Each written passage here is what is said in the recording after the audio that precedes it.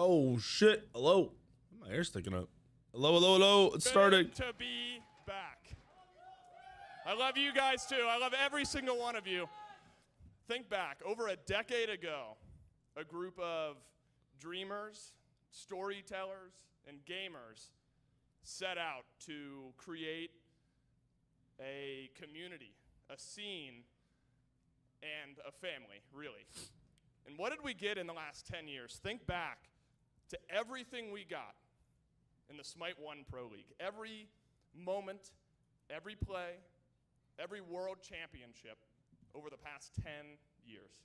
How special, how unbelievable is that we all got to share in that? And here we are once again, 10 years later, following in their footsteps, a group of dreamers, gamers, and storytellers. So allow me to welcome you all here live in Vegas and everyone around the world watching to the Smite 2 Founder Series in Las Vegas.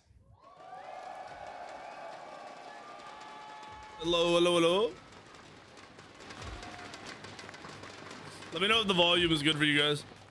I have to mention, bar's open, by the way, for anyone who's ready to get things going here. And I know we are. It's 2 o'clock somewhere, East Coast time, right? We're 3 hours ahead.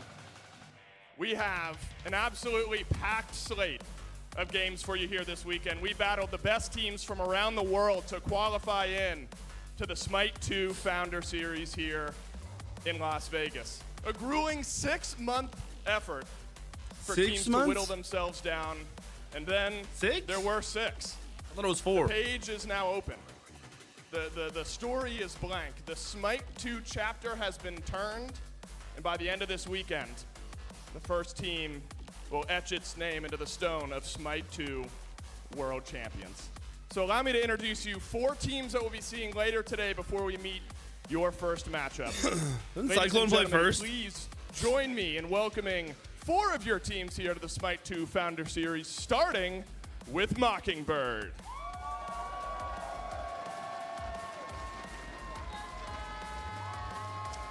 Next to Mockingbird, welcome Who the fuck is that? Borscht. They all look so short. They're all so little. We got some teams from EMEA here. It's Team There you go, Ritz. someone not short. Last but not least, up in the balcony is Smoke Break.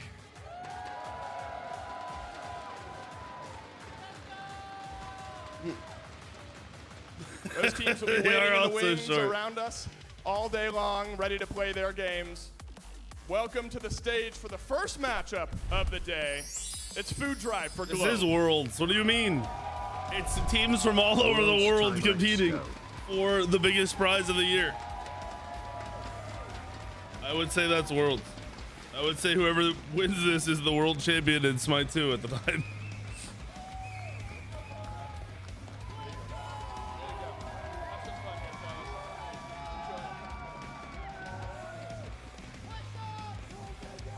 Some world champions hoping to grab themselves another title.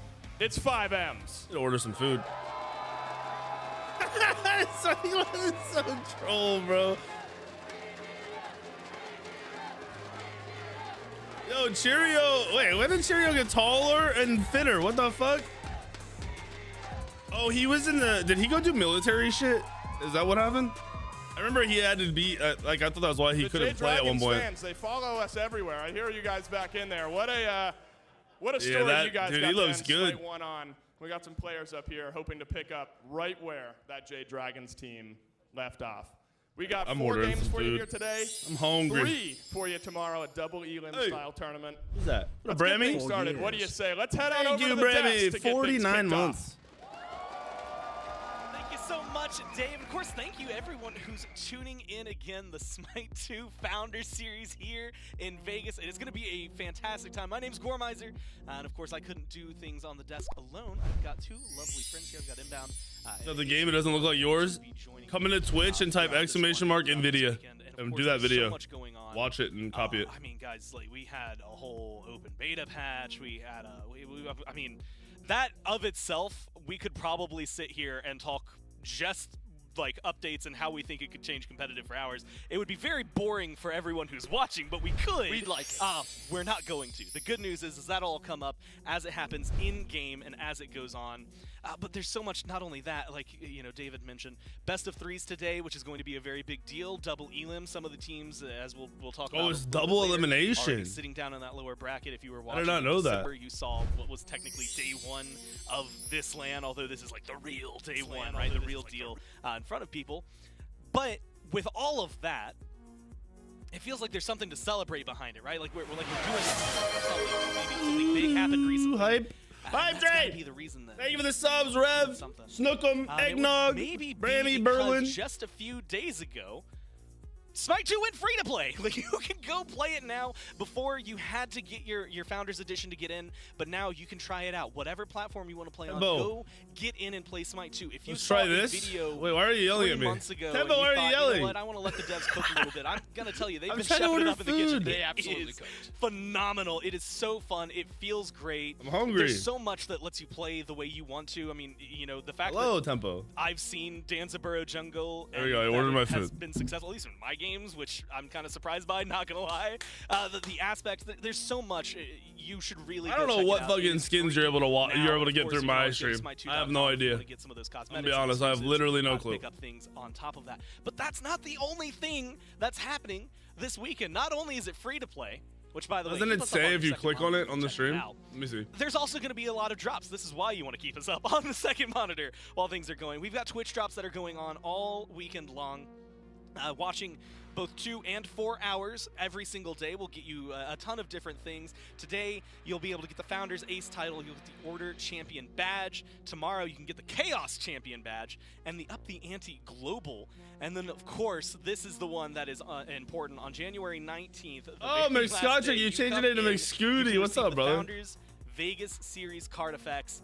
And of course, if you watch same 4 drops hours as the that Smite day, channel, which it'll be grand finals, you'll have a treat and you'll want to be here. You can receive Jade trying to figure out how to Dragons check that. Bologna in this game. Bobby's literally been asking about it for 3 days. Oh yeah, watch the Earn Drops Founder Series. Yeah. So bad. Cool. I'm always worried about that they're gonna like not have it on one day, and I'm gonna have drops up in the title. Bologna. That finals getting to cast it means that it has a very special place in my memory. I'm gonna need to make sure that I have a computer or something open. I'll tell Katie, like, hey, open the TV, turn Twitch on, like, just make sure that I can get the viewership while I'm watching here. I guess I have a computer literally in front of me. Yeah, you can open it right there. Well, you know what? That's gonna actually be Smite pretty easy. 2 will not carry over your Smite 1 For skins. now, we need to talk about like, don't what's exist. going on while we're here, how things are working. As mentioned, we've talked about it. Aladdin double solo? bracket, that You can pretty play easy it. to I don't know how good it would be, but you can 6 definitely play teams, it. Double elim. You can see here matches that already happened. Again, this happened about a month ago. Team Risk took out Borscht. They are waiting for a matchup later today. That's why they were up in the balcony. Food Drive took out Mockingbird, and now you can see Mockingbird down at Wait, the so bottom. it's double Again, elimination, and all these teams come in with a loss? Smoke Break and Risk will be facing off a little bit later. That's going to be a very fun one to watch. Of course, not only are we getting an EMEA matchup later, Hi-Res now, does these as we lands introduce so them onto weird. the stage, we are getting a North American matchup. FiveM's, Food Drive, these two teams have fought each other, honestly, quite a lot. Jet, The yeah, thing yes, that's please. really interesting, and you know, we can Isn't get into that history unusual? and- It's and, so you know, weird, who is though, to being come sorted a in, little like, bit. The I don't thing know, it that just feels weird. is going crazy for me right now. This is a best of 3. As we look at the schedule and you see, you know, as Dave mentioned, about- 4 best of 3s today. Tomorrow, a best of 5 into 2 best of 3s. And then Sunday, the grand finals, a best of 5 with a potential best of 1 reset, right? If the lower bracket comes in and People's Elbows the champion, you're going to send it one more game, and then winner takes all, which is something pretty common here in Vegas, I think. It'll be a really, really fun one. But this matchup. And this right? There's usually more than 6 teams. It's to eliminate, the other teams faster. Break, where it's a matchup that's happening What up, Hamwater? and it's usually leaned one way. Anyone actually go to this? Here we Yeah, are it's sold on out. A different patch with different gods, with different everything. It's only 500 seats. And it feels like this is the spice of land. Instead right? of like when you get here, 4,000. especially, I mean, when you Oh no, it's 250 seats, right? Not even 500. Is it 500 or 250? The right thing. Yeah, it's super interesting as well because normally when we come into these events, which are cross-region, you have that separation of meta. But going into this one, we've actually had the regions scrimming each other coming into the tournament. So we've got a bit of crossover in the meta. The teams kind of all know what the other region is playing and what they value. And so we're going to see the teams, I think, come in with a more similar meta than usual. And we're starting with NA versus NA. So we'll see exactly what the meta favors. Games start Well, the thing that's really sometime fun, soon. I don't know. It's not just getting our opinion. You're going to hear a lot of those throughout the weekend. I And think we have you a guys, lot. I was going to say, you guys intermittently, but you'll be here a lot with me yapping about Smite 2. And trust me, we are opinionated.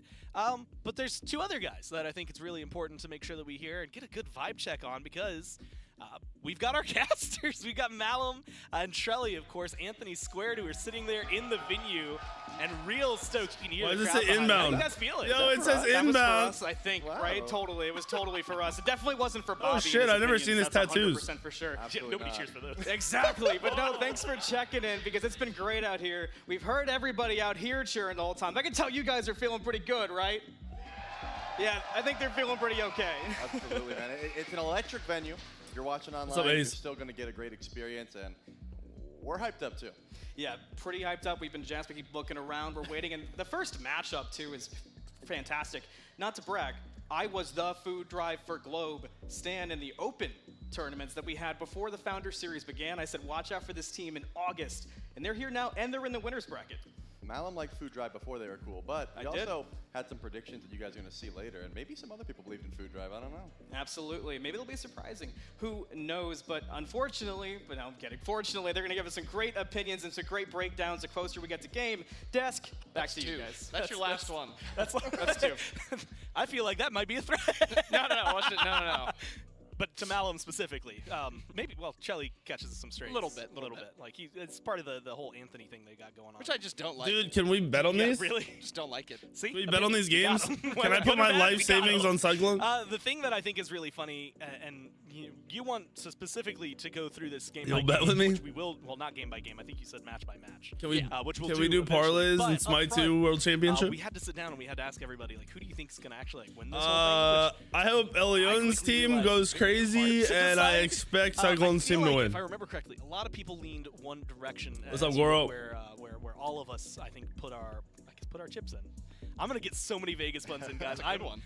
Admittedly, I'm gonna apologize now because they're probably gonna get worse. I as the week don't goes like on, the or computers be in front of very, people. very I think it's repetitive. weird. But wow, what an applicable put your chips in. I don't know thing. why. So like here the we are. tablets would be fine to me We got every because team they don't have represented, keyboards which I and think was shit. really interesting. Obviously, a Yo, lot of what people up, went with Ace? 5Ms. I Thank think you for that the is 5, a man. safe bet, right? 5 gifters or bears. I Mr. just have Village a Idiot, thank you for the feeling sub. I like didn't see smoke that. break, depending on what happens. Thank like, you, those thank you. guys Are they're the underdogs. I don't know that what should never any be of underdogs. Like, it always Talent feels like they places, get a their land bets. buff. What are these I fucking know teams? that You two though. I'm a coward. Well, yeah, you, What are you- I these guess- teams? I did 5Ms. What are I these? stay on What the 16. fuck is going on? So, well, that'll get. That's been a question all weekend. by Fuck the you, way. Jordan. Hazer, you, I know we're I'm not- feeling. I actually don't think I'd put right? money on And so it's Cyclones. Something that I remember kind of being. I never surprised know by what we're because gonna at the get. time, What's nobody up, else Mitch put Twin? those Thank you for the things 3. out. Didn't want to influence anybody.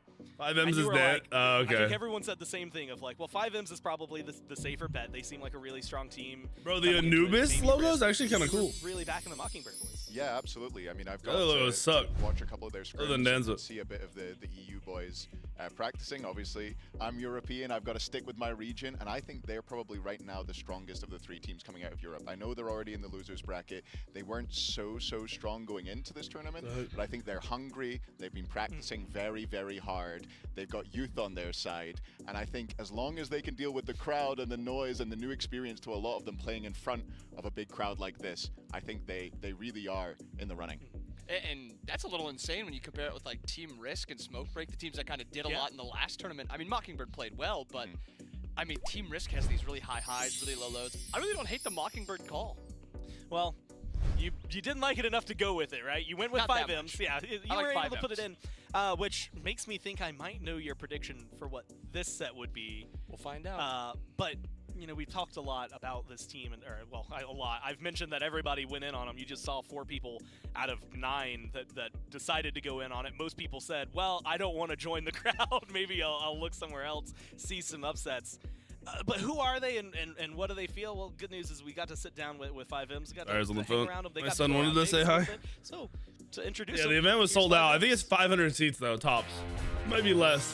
Yo, what is going on? Max with the resub, the 5 gifted from Max, the sub from my Flash. name is PBM. I'm the support 20 and from team captain Sad! for team name, but with 5Ms. Let's go. I'm Cherio. I'm the solo laner Cherio for 5M. looks Yeah, beautiful. for me, I was uncertain about playing. At first, I felt like the end of season 10 was a pretty natural ending for me. But yeah, I think both Scream and Let's go. Cyclone had you, messaged Syed. me separately, and I kind of like thought about it a little bit more, and I'm like, I'm not doing anything else anyway, so like may as well play. I was always down. I just wanted to play because I missed it. And then I know he obviously wanted to play with Cyclone like for a long time. And then Scream was just the natural jungler that you would think of. And then we were basically just trying to fit in the last person. And a couple names floated around, and then I decided like, okay, I'll go solo. And I played against Benny a lot in ranked in season 11, like after Worlds. He was just owning, and I was like happy they bring him on board. Personally, I've never been to Las Vegas before, but I'm excited. I'm probably not gonna go crazy or anything.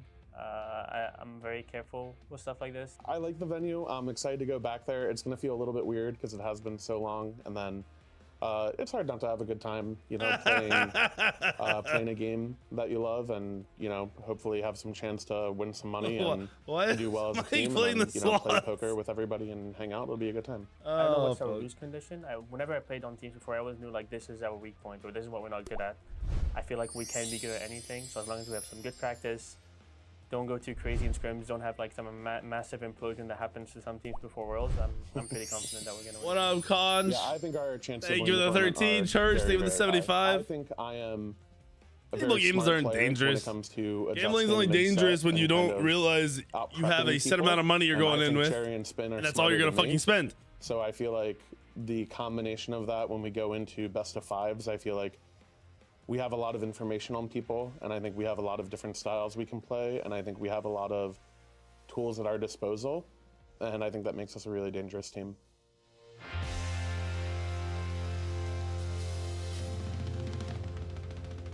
So there were 2 things I immediately latched onto. First off, I think Cherry is playing it right. I was laughing because I was like, you know, when we were in Arlington last week or last week, wow. I was like, yeah, it was just cold walking to the venue. Like that's all you really got from the hotel. Here I was like, it's the only place that I felt on my way to work I could just like lose $10 because I see something shiny. Very fun though. Good on him, I guess, to hold on to it. But one thing that stood out, and we'll talk about this a little more. Opinions, I think, on this team. A lot of these guys, Scream in particular, will do builds that people will have opinions about that are different. It's FOMO is real today. My wife asked me if I had FOMO. I was like, nah, nah. This is the first time I'm really excited to see what I didn't want to go. And you don't just have to take it from me or from him, but in the past, we've got PBM standing by on stage for a live interview. That's right.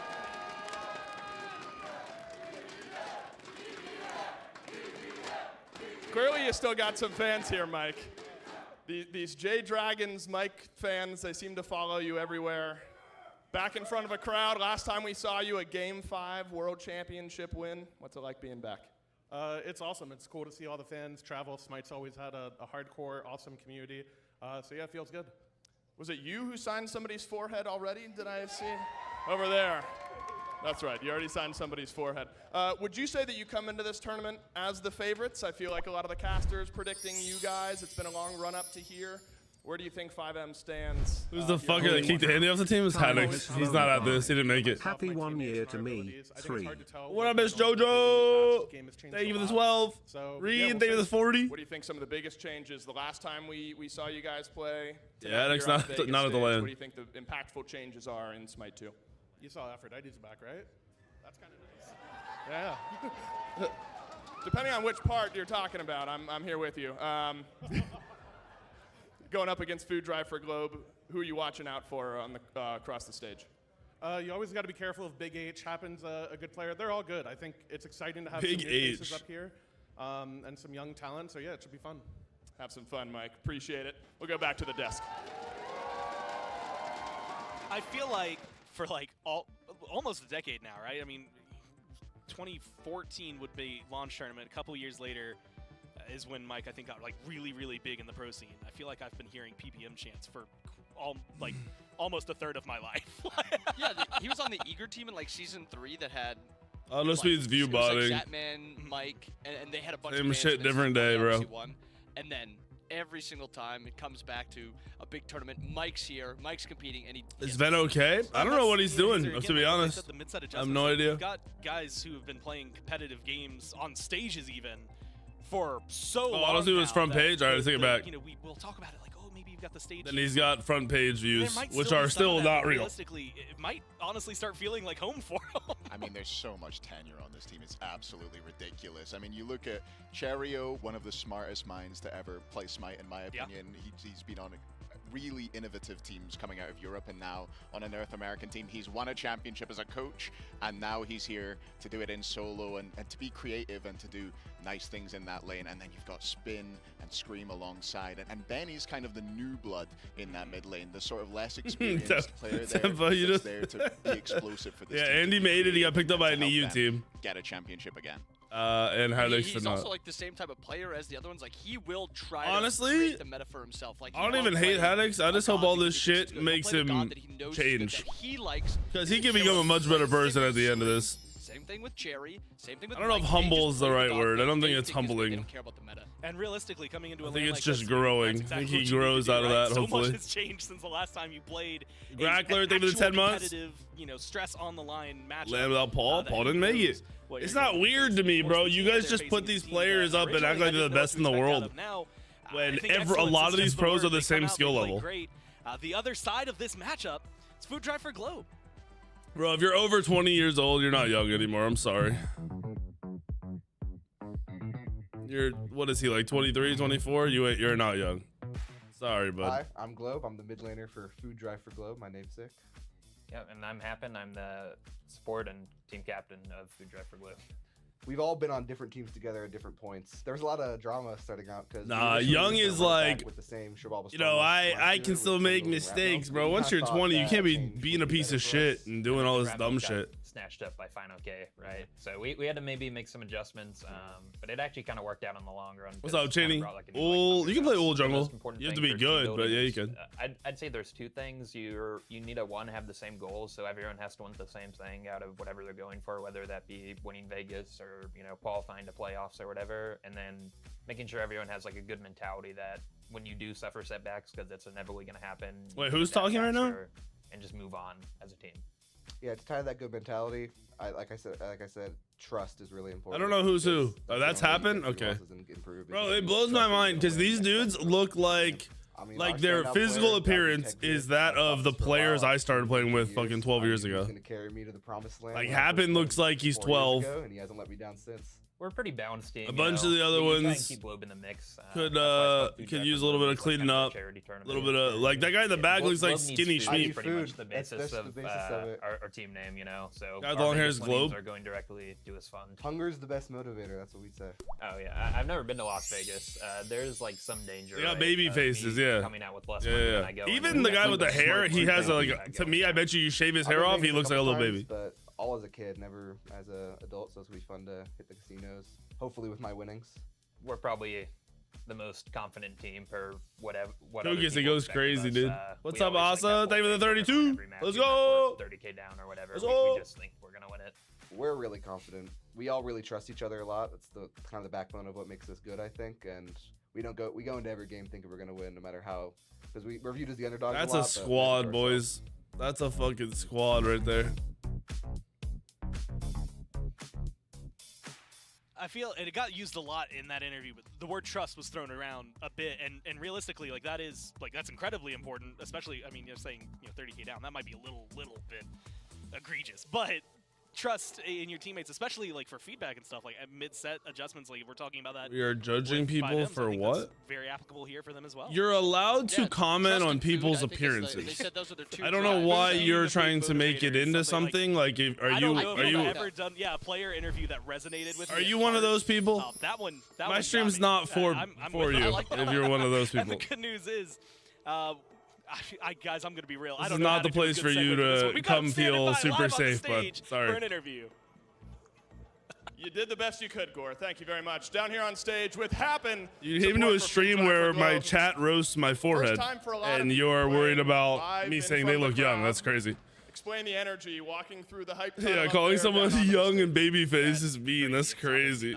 You pussy ass bitch. I mean, we're just really. I was right. Happens to support, bro. He went crazy in one of my customs the other day in mid. He fucked me The up. game has changed a lot in the last month or two. You said that? Some we've YouTube seen chatter, you guys play. dumbass. What are some of the big changes we should be on the lookout for? Yeah, I mean, Mike was probably our biggest scrim partner like this whole Founders series, and we haven't played them in a month, so we know they're going to try and pull out some weird stuff. We're going to try and pull out some weird stuff. We're kind of just excited to see what they had planned. Mike shouted out Aphrodite. Are you on the Aphrodite train as well? Yeah, I could be persuaded to play some Afro. Understood. We might see some Afro here today. FiveM's potentially tournament favorites. What are you looking out for on the other side of the stage? I don't think it's like a specific player. They always come really prepped with the draft, so you have to make sure you match that energy and come really prepped as well. Final question. I want you to settle something for me.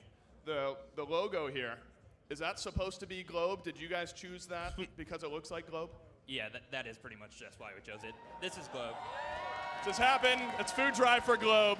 We'll go back to the desk to start this one off. What does Andy play? I don't know. Applicable question and something that I was curious about. Yeah, he actually is a good It's either speaker. a convenience thing, or they did it intentionally. I'm glad to know that it was intentional. But something they mentioned, you need to do your homework. You need to know what your draft is. This might be one of the hardest questions I ask because I feel like there's a lot. So I'll go inbound first, then I'm ready. Hazer. Thank you. What do you think, if you had to choose like one change, like what is at the forefront of your mind that comes into this weekend that you're like, you need to know, like this being such a big pivotal difference? I mean, I just think it's got to be aspects. I think those are huge. Is there not a worry in like P's and B's where you lock in a character and you just don't know which exact like style is going to be played? Like if you play against Raw first pick, is it going mid? Is it going solo? Is it going support? Like where's it getting played? And I mean, there's a bunch of different things we could talk about. This is the biggest change. I think it's aspects just because it throws a wrench into P's and B's. It throws a wrench into how you're going to play in game, and I think that's the thing that sticks out to me. I think for me, I would go with the addition of the extra farm and the side jungles. I think that's going to be really, really significant in the way you want to play in duo and solo, and of using those teleporters to maybe go and take away enemy farm in those side jungles, and builds changing to accommodate that. I think we'll see a lot of Boomba's Dagger in those side lanes to help farm out those camps. Well, we've introed teams, we've talked about the format, we've looked at the bracket, we've got a match set up, and why not just get into it, picks and bans for game number one. Princess Bari got data mined as next guy. Oh, Bari's made ADC. I thought it was going to tank. Oh shit, here we go. It only took 30 minutes. It is a very, very important change that happens even outside of the I am game. very, There's a second ban per like, team this is interesting to me. Usually it's not. So now instead of the 2 bans, Because I want to know what's being prioritized and what's we've good. done, you've got 4 total. A couple How many extra gods playable that get characters? knocked off out of the 45 battle characters land. with And when 20 you're looking at some of aspects, the so newer basically gods 65 that were characters. added for this most recent patch. Maybe won't be too surprised to see him up there. I will admit, Geb catches me a little off. Ra's got to be banned, Yeah, right? and Oh, they just are a banning quick joke Aladdin. that I he's was a fan right. of, that was just hilarious. I was There's 3 right. I bans gotta go to like a different Those screen for this, huh? bans, and starting with Geb into the Aladdin, it's no real surprise. Let's But do the Geb is like the the newer screen. character. I got you. It's just such a strong, safe pick, no downside. None This is of good the enough. potential, but I think it's always just a good throwaway ban, just because it's something that is that strong. Medusa and Zeus as well. Yeah, very interesting. I get it. Oh, my bad. Presumably this Medusa Why did it is change? sort of a throwaway ban. On first pick side, you have that luxury of Okay. maybe getting rid of gods that you don't believe are super, super strong for yourselves, but are strong for your Camera. opponents. And wow, we saw. Wait, what they happened? mentioned Everything's in those big, interviews there and I'm that little. Aphrodite, they were honest in their appetite for Doesn't picking happen that god. honestly Yeah. that too There we go. often. Loki? The Loki pick is something that I like because I think this is just, if Aladdin is gone, Loki is the go-to jungler. We've now seen it for, what, 2 months now, where Loki is just that best jungler? And it is a It farms well, it's efficient in how it plays ganks, and it's a very good hyper farmer if you are losing team fights. So it just does everything really well. I actually think this dual so. lane that FiveM's have picked up is really, really smart into Food Drive for Globe. Loki's like the jungler everyone's been going to. FiveM's draft is better already. In my opinion, it's already better. I don't even know the last two gods. For Tech Veer and happen to affect the game like they want to.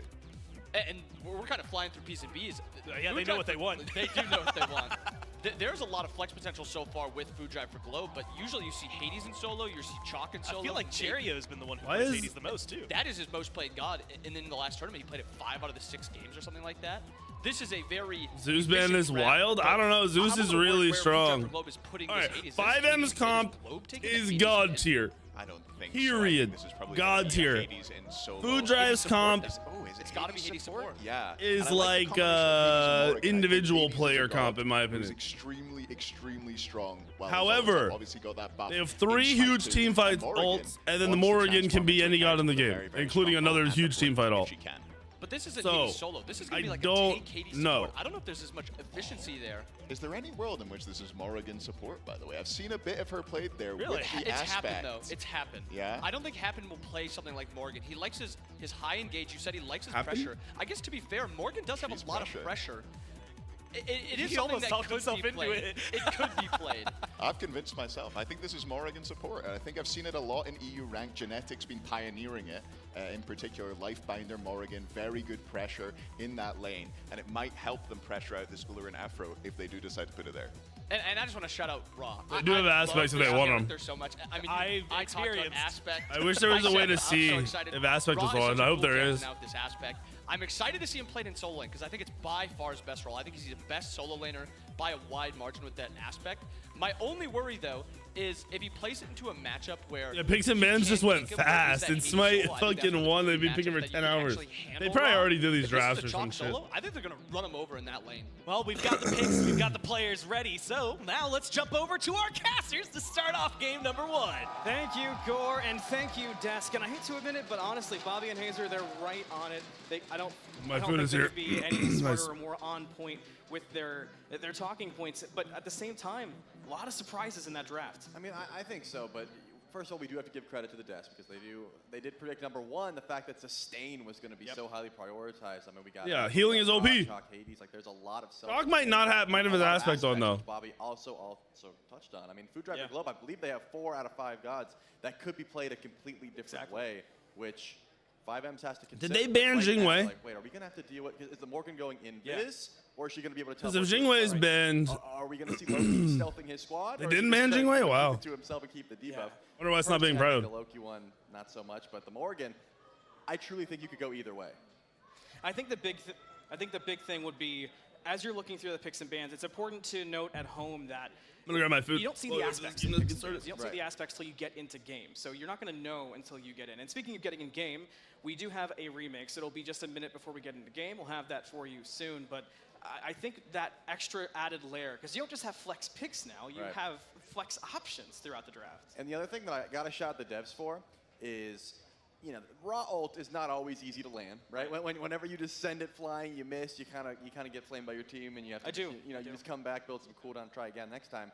But the aspect actually does let you change your fire rate, right? You can fire and then turn. You can actually match where you would like to go. So it does make it a lot easier if you want to get value from that heal that you're giving to your squad, or you just want to keep someone sustained in the fight. You can ult someone who's diving the backline, hit them and do damage while also healing your squad. It just becomes so much easier to try and play this pickup. So Rob was already feeling good, but now I think he's Bro hyped up that they did Picks and Bans too fast, because now they're not fucking So I want to bring attention to the jungle overall. One of the biggest changes on this patch for Vegas is the jungle is tankier, there's more to it, the pathing is different. So jungles are going to be the most important member if they weren't already, and just making sure the map feels great. In our jungle matchup, we've got Thor versus Loki, but more importantly, Thor is better than Loki. It's what I literally play in that shit all the time now. I want to bring up the conversation that because there's so much extra jungle farm. Sorry, not better. Better versus Loki in the matchup. Right? True. 8 Bumbas, 6. I'm guessing 6. As much as possible. Yeah. I'm you did that solo, yesterday. ADC, jungle. And I hit level 20 first. You did. And I'll give you that. Maybe more, but that's my guess. VennyQ is someone who already likes to sap a little bit of farm if he can. Park is good in Loki too. Available, you have so much more to say. Like, let's try and play through mid, right? Let's just sit back. You're gonna get the backhand. You're gonna get the free wards, things like that, and then you can use that pressure wherever you want. That's one of the things I love most about mid lane in Smite 2. My salsa's not in there. Jungler. You have time to clear out. It might be in the bottom. If you get a kill, great. If you don't, go back to base. Teleport to lane. Those lane teleporters are also so impactful for someone who's going to I hate those lane sap teleporters. up as much farm as possible. And one of the people in this matchup is the person who got us talking about how important those side teleporters were for jungles in the first place in Scream. That was one of the people where we were talking about an early version of Hasar's Wings where it acted kind of like a pseudo sprint from Smite 1 and the differences it made on how fast you could farm and move around the map. And that's been Scream's MO. And in the last tournament, he added even more carry. I don't share my food. I mean, we can't not mention. I'm a non-share. Like, he has been. I think Solo has been such an impactful addition because you can teleport over. You can absolutely wreck the duo lane. Chicken you protein. Go back and you haven't missed a wave, right? I haven't had chicken in a long time, so I'm back on it. Mindset of, I clear wave. I go. I've been eating barbacoa and shit, and I don't want it anymore. And your team is gonna hurt for it. But we have so much experience here on the table. I want to mention Food Drive for Globe, in my opinion. Despite the fact that Mike hyped up how they adapt quickly and they prepare for drafts and things of that nature, Food Drive for Globe, in my opinion, is the team that has improved the most. Well, CERN looks like early duo pressure is the focus. The Founders Series, and they adapt. I actually think quickly. I mean, we have not seen CERN is picked so he can turn on Ul if there's any aggression. They're the type of team that knows. And for the ult self-heal.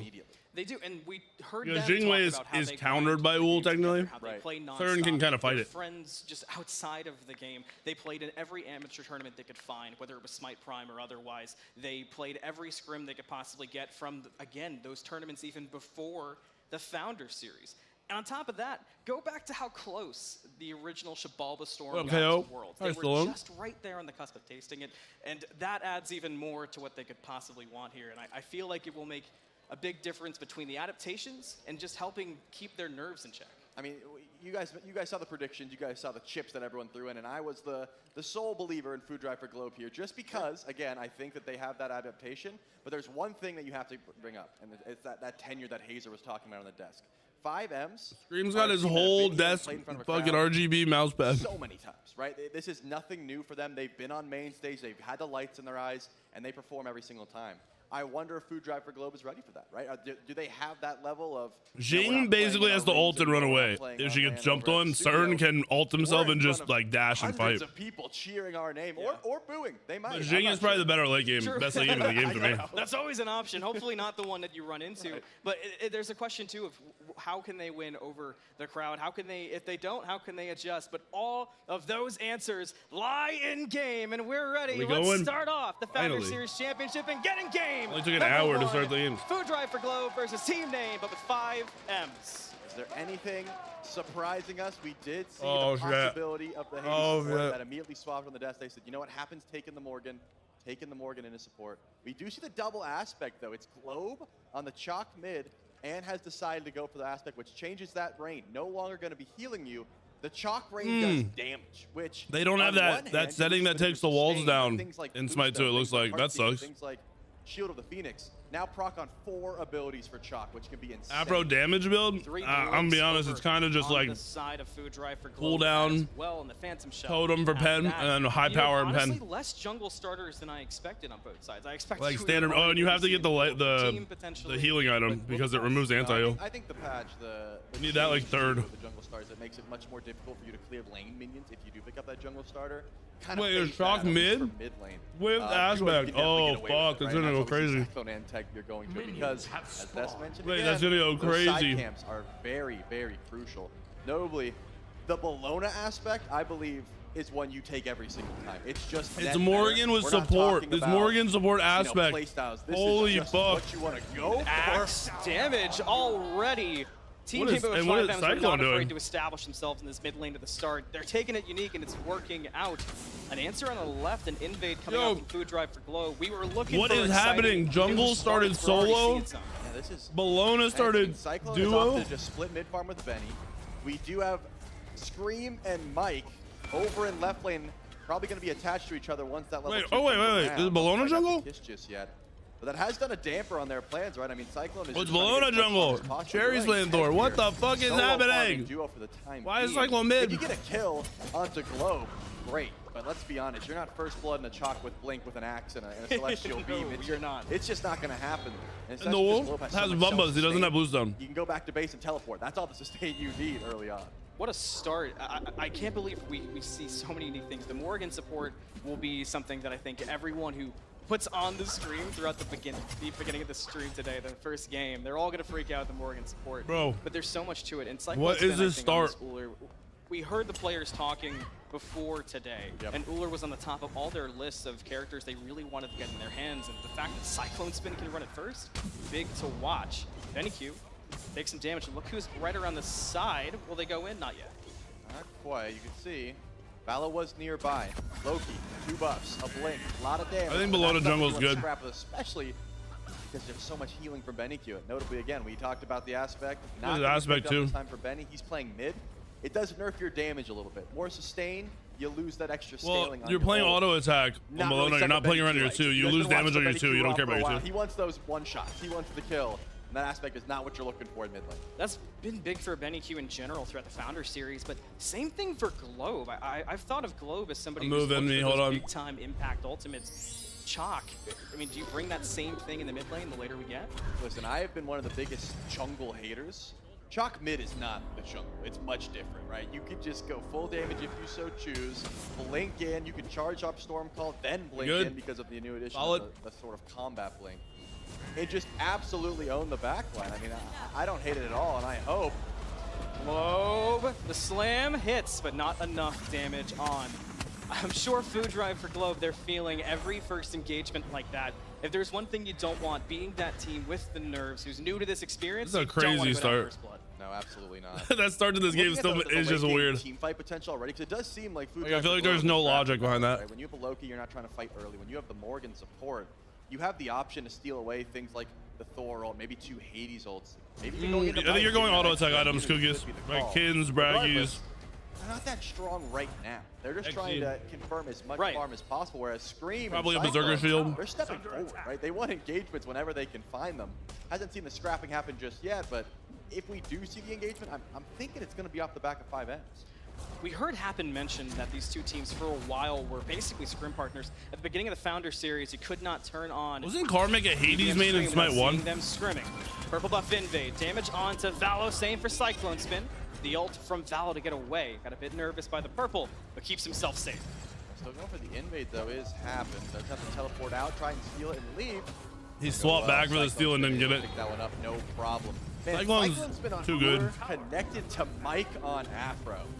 Think about the late game damage. I mean, the survivability as well. That's going to be disgusting if you're not able to deal with it. I do see options here. Again, Valo, you can go double. No, anybody that's 60 strength, not 50. Those are all great ways to get out that ultimate. But it's all about positioning as well. Can you get there even? Globe still face tanking all that damage. That's going to be a key aspect of killing the Chalk. Balloon aspect shares the healing from his 3 and the shield blocks from his 1 with his teammates. Yep, I mean, just throw the axe drop. Takes away damage from his 2. Like, he's gonna take some damage. That was a good juke from BBM, bro. Will get caught in the wild hunt, rooted too. The ult's committed. A dash in from Techbeer. A shell out. Is that enough to keep Mike safe? Turns. Oh, he missed the axe. Maybe even a turnaround. If Valo gets here in time, but no, a pivot for the ult. speed. No over-engage. Wow. PBM's sitting pretty low still. I mean, I'm surprised. If I'm Valo, I'm probably trying to go for that one. Something else if Cyclone hits his axe there, he gets a kill. But PBM does have the option. When you use that Undying Love, you can actually, in Smite 2, choose to teleport to the person you're linked to. Not much of a teleport, more of like a zoom. You just kind of go over there. Yeah. Regardless, an extra level of safety for Afro. Not very mobile, but when you're attached to a Uller with a leap, you can just follow Cyclone Spin out. Didn't see it there, but if Valo comes in, if we see the Assassinate to the backline, if we see a beautiful Pillars of Agony here from Karmic.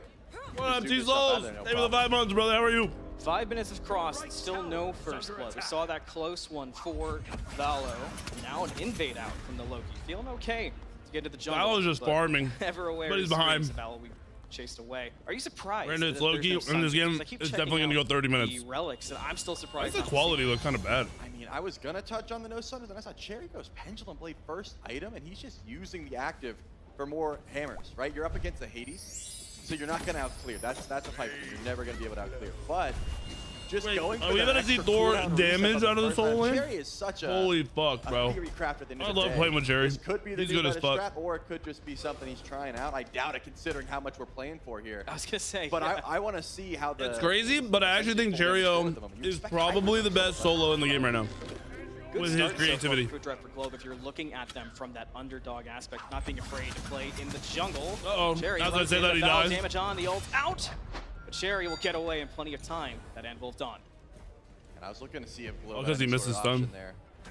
Step forward. This is something I've seen a lot in the ranked is actually first item kins. I think the prize pool for this is 300K, and then split that between everybody. Like it's probably like 80% to first place or something, or 70% to first place. But the stats that come with kins are going to help you clear farm just fine. No one wants to box Bologna.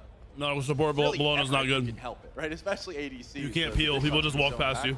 But now that Scream has taken his ass, he can give so much healing to his team. He can give block stacks to his team. It really does make your team fight pretty incredible. I like the chase down potential. They're streaming at only 5K bit rate. Wow, that is ass. Will force that Cern back. A lot of movement to the left-hand side, but still no full commits from either team. They're really taking their time at this start. Nobody wants to be the one to overstep. You can't stream on Twitch above 8. The PBM and Scream go to the mid lane, take the engage. A blink will be forced out. Great play there by Globe, just to make sure the silence comes through. Save your jungler. Valo has been a pillar of this team. Whenever they are successful, it's usually off the back of some great late game picks from things like this Loki. I wonder if they know their bit rate is low.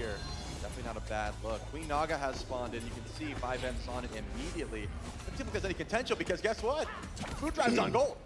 An ambitious call, but a smart one of reading the map. What, shifters? Food Drive back off, but that Queen Shifters still damaged, bro. Grabbed up, and seems like FiveMs will have that unless they definitely should use first-person camera point of views more. I think that makes the game look so much better than this. Trouble would happen right there. No, you don't take any damage from the support. 2 FiveMs, a chalk transformation. You're fine. Will that be enough to set anything up? Kill him, man. I want to kill. Once again. I need a fucking kill. Remember, Food Drive is the one forced away on their own gank. Good bees. Wow, Good bees I getter. that was necessary from Tegra. Maybe feared that Mike was on the way, or they had a gank coming in on the top side.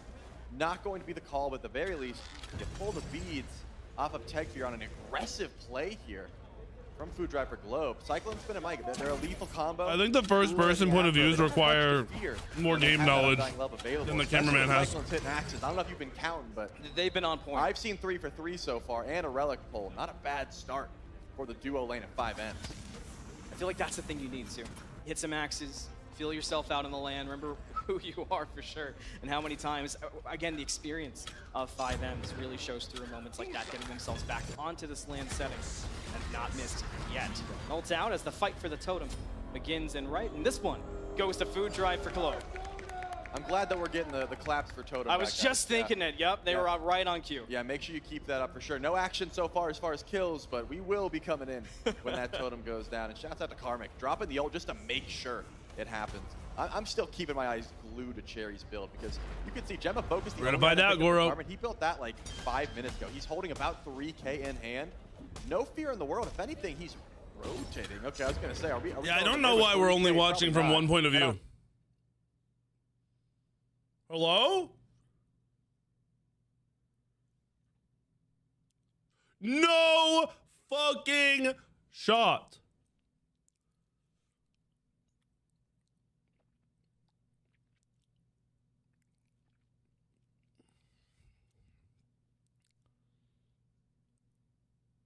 Brother, there's no way. Okay. We're back. We didn't even miss a kill, boys. We're fine. We just missed a 10-second gold. Just caught asleep at the wheel, and the first gold fairy goes. The team name with 5Ms. Man, I mean, if Food Drive for Globe had the farm lead, they had the positioning, they just didn't have the ward coverage, I'm guessing, because they show up and they were not in time to try and contest that gold fury. Sure, you expend Benny Q's ultimate, but we all know Raul doesn't have that big of a cooldown. Should be coming back up. Wait, did they raise the bit rate? I gotta see some aggression for Food Drive. If that's what they did, then that's value. Yeah, they did.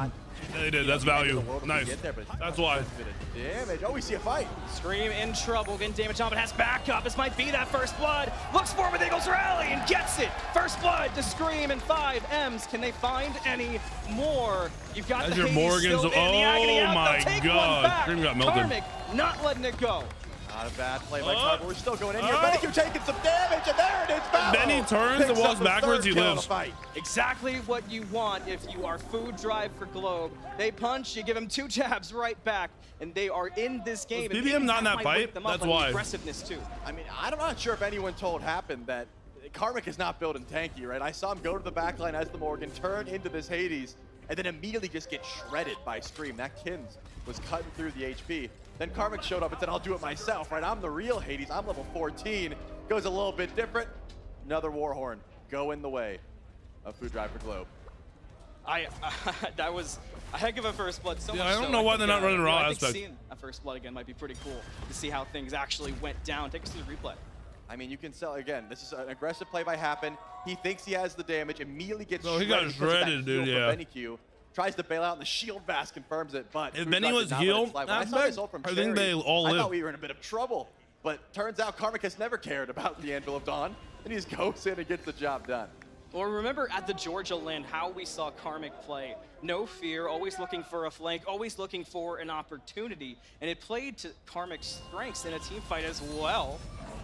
Happen in some trouble, needs some backup, can't get away, and will not. PBM picks up the kill. Support on support violence to start our day. And I cannot stress enough, if you are playing in this aspect, you have to be so mindful of when you're using your clone, when you're using that, you have to send it out to teleport to it later on. Cherry just dunking and gets extra damage. Globes here, you have a steal attempt. The rain could take it down. Does not.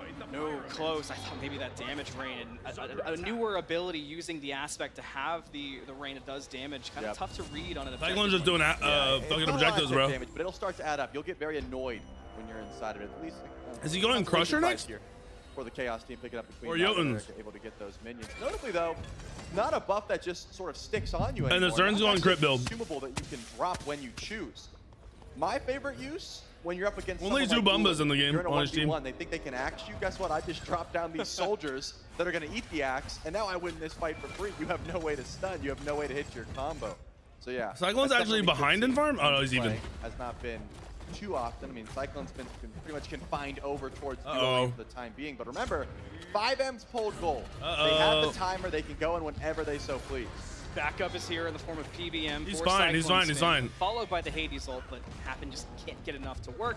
But they do secure Bro, if they have Bologna rotation in these fights, they win these fights easy. They're continuing to just keep up in map presence. This is a key for a team like Food Drive. You can't get out-rotated. You can't play nervous. You've got to play like you know how. Aspects change the way the gods work. Man. We are 13 minutes into on Bologna, it makes Bologna's 2 do less damage, but the 3 healing and the 1 shield is shared with teammates.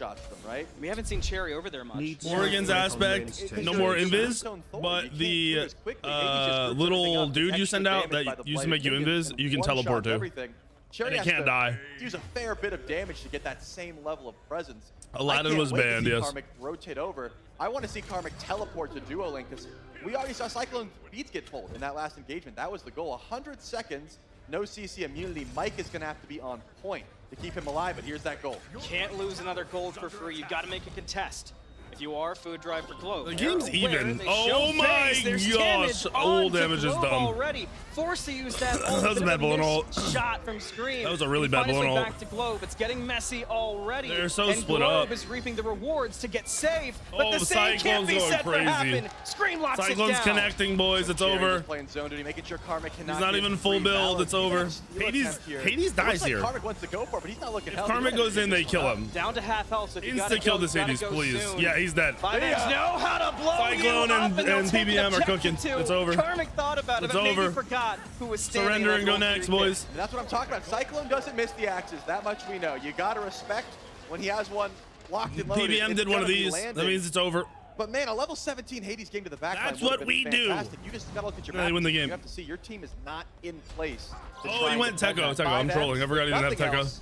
Are on point with the gold furies. The left side of the map belongs to them. CERN's gonna go XE. Taking 15 minutes to show up and happening at the same time as kills is wild. Now they got vision. They can't.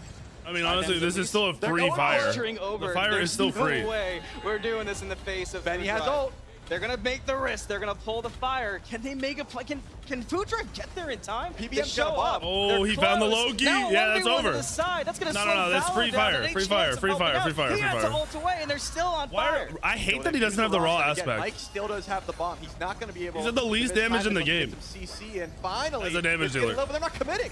The blink into the back line, looking for something. Followed up with the Mike storm call. The damage all. on the FiveMs. They get off the fire Big giant. dog, big dog. 3-man. Game over. Q follows. Big Hades. This is their fire. It's fine. It's fine. It's fine. It's fine. Trying to fight back at anything they can, but stay on fire. What the fuck? Starts to clean up. Oh wait, never mind. Don't stay on fire. I'm trolling. I'm trolling. For Food Drive. Get off it. They're staying. Get off the fire. Get off the fire. Not afraid to take this fight. He's been in this spot before. Looking for the first one. Gets Scream and backs them up with some help from the environment. That was some bad calling right there, bro. Has blink. He knows he can close gap, but do you want to dive spinner under the tower? I don't Terry think died so. to fire. Not a bad play from FiveMs until they stayed on fire. Nah, bro. Benny's even got the fucking damage book. It's only 16 minutes in now. He spawned about a minute ago. You got to keep that in mind.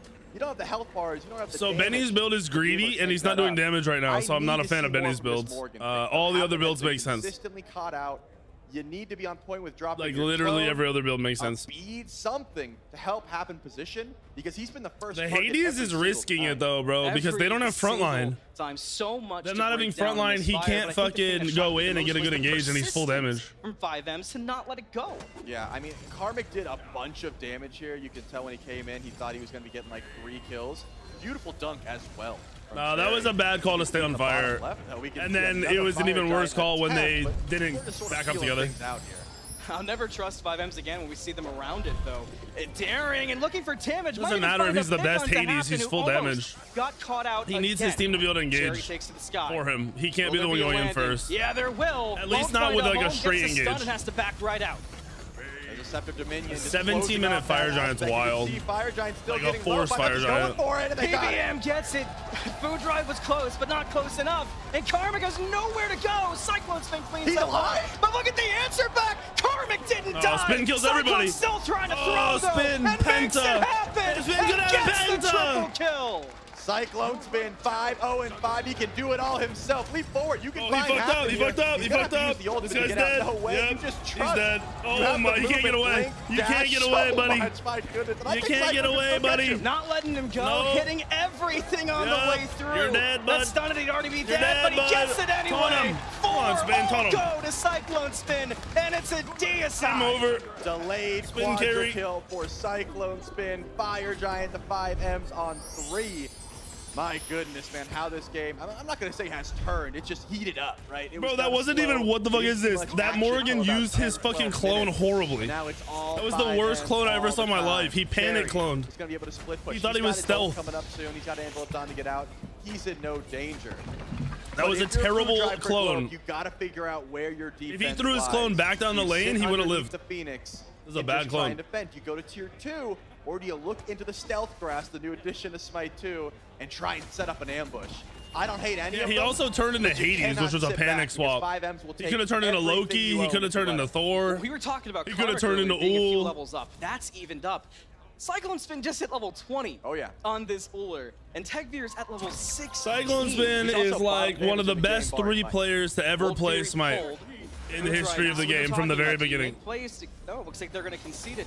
Now, this is something that I remember FiveM's world champ, well, not a world champion, but one of the like rank 1 and 2 roles at different points in time in his career. Where if you could not make a play, they would dare you. Top 3 and he ain't 2 or 3. If you choose to do nothing, we'll take everything. Can I just say that it took me I think Cyclone's the best individual player to ever play the game. That Scepter of Dominion, I thought it was more so just like the zone tool. He completely locked down that Fire Giant entrance. No one could contest. That was the Aphrodite. They could only take the long way. Right, they have to take the long haul, and that's when, if you do go the whole way around. He's a multi-world champion, right?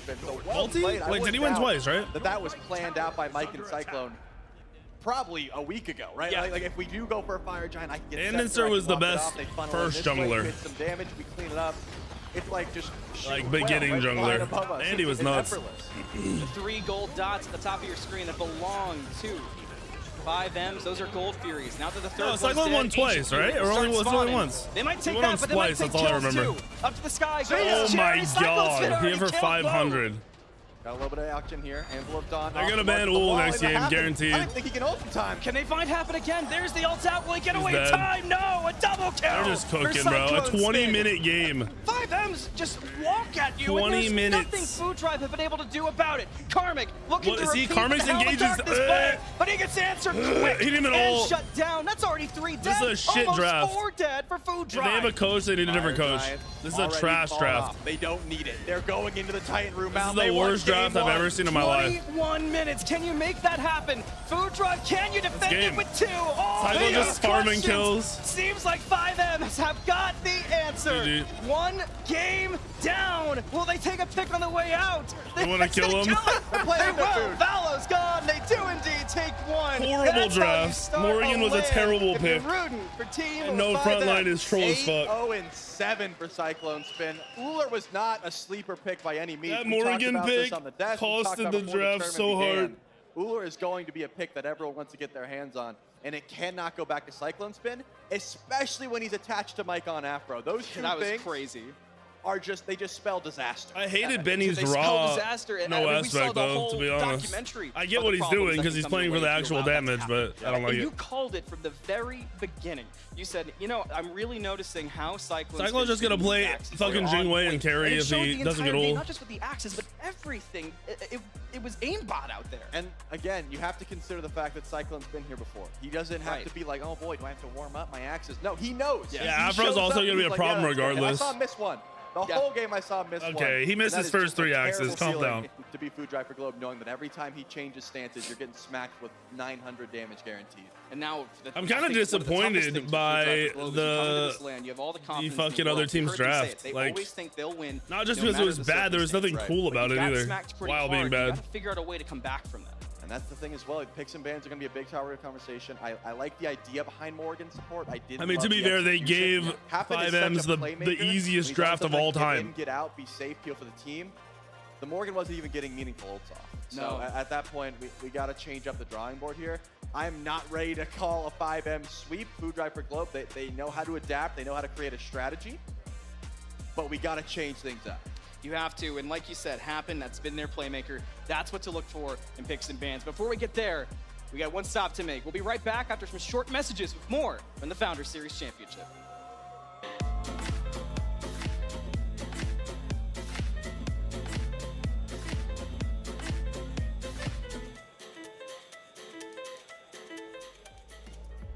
The raw aspect in solo lane, you kill it with like full damage Bologna, full damage Amaterasu, where like your first 2 items are damage into hybrid. Other than that, you just trade. You just clear and trade farm.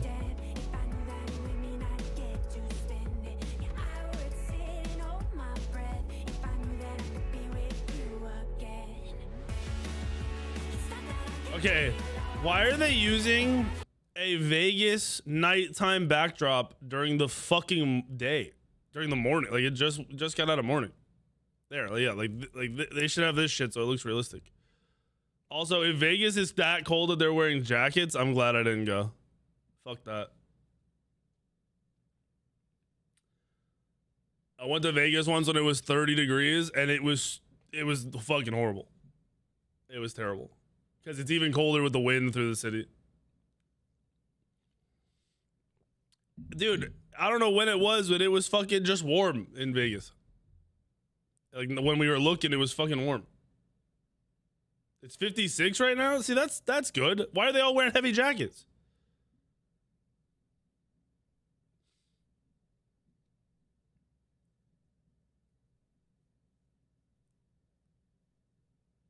Yeah, I don't like the night drop when it's fucking daytime. They should have thought about this, in my opinion.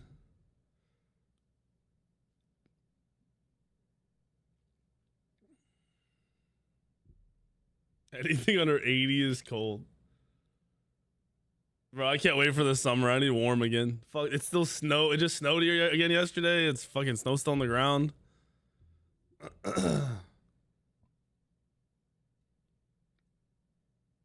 Orange high C. What the fuck are you saying? What are we talking about?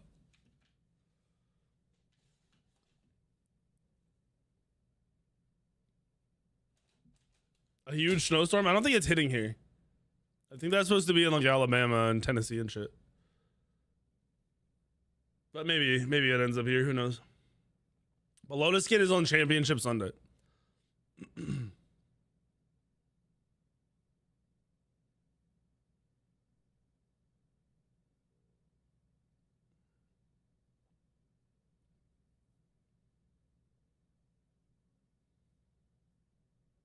Saying winter and manly in the same sentence is pretty cringe. I'm not gonna lie.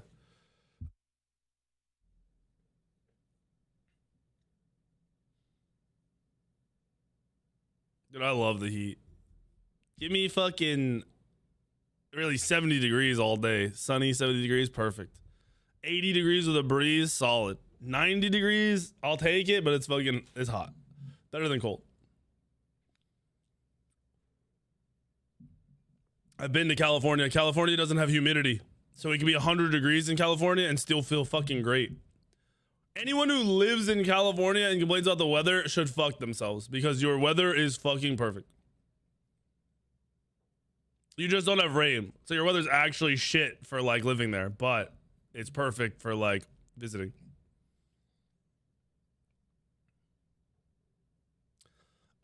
We went to San Jose. We were in like the city.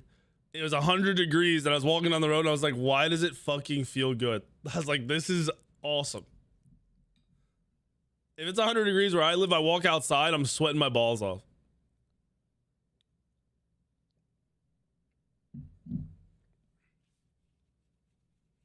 Bro, I'm not trying to live in Vegas. You guys have those giant spiders that run across your yards and shit. Or sorry, not Vegas, Texas. I wouldn't live in Vegas either. There's some places that are just meant to be for visiting. Yeah, I think where I'm at, it's supposed to be fucking like in the 10s this week. What the fuck? Yeah, we ain't listening to all that.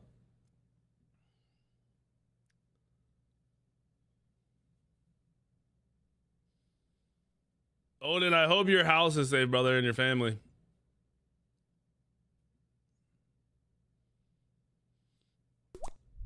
I honestly think Virginia summers are closest to Florida, even though Floridians like won't admit it because their humidity is like a little higher than ours. But every time I've gone to Florida in the summer, it feels the exact same. It feels like I didn't leave Virginia.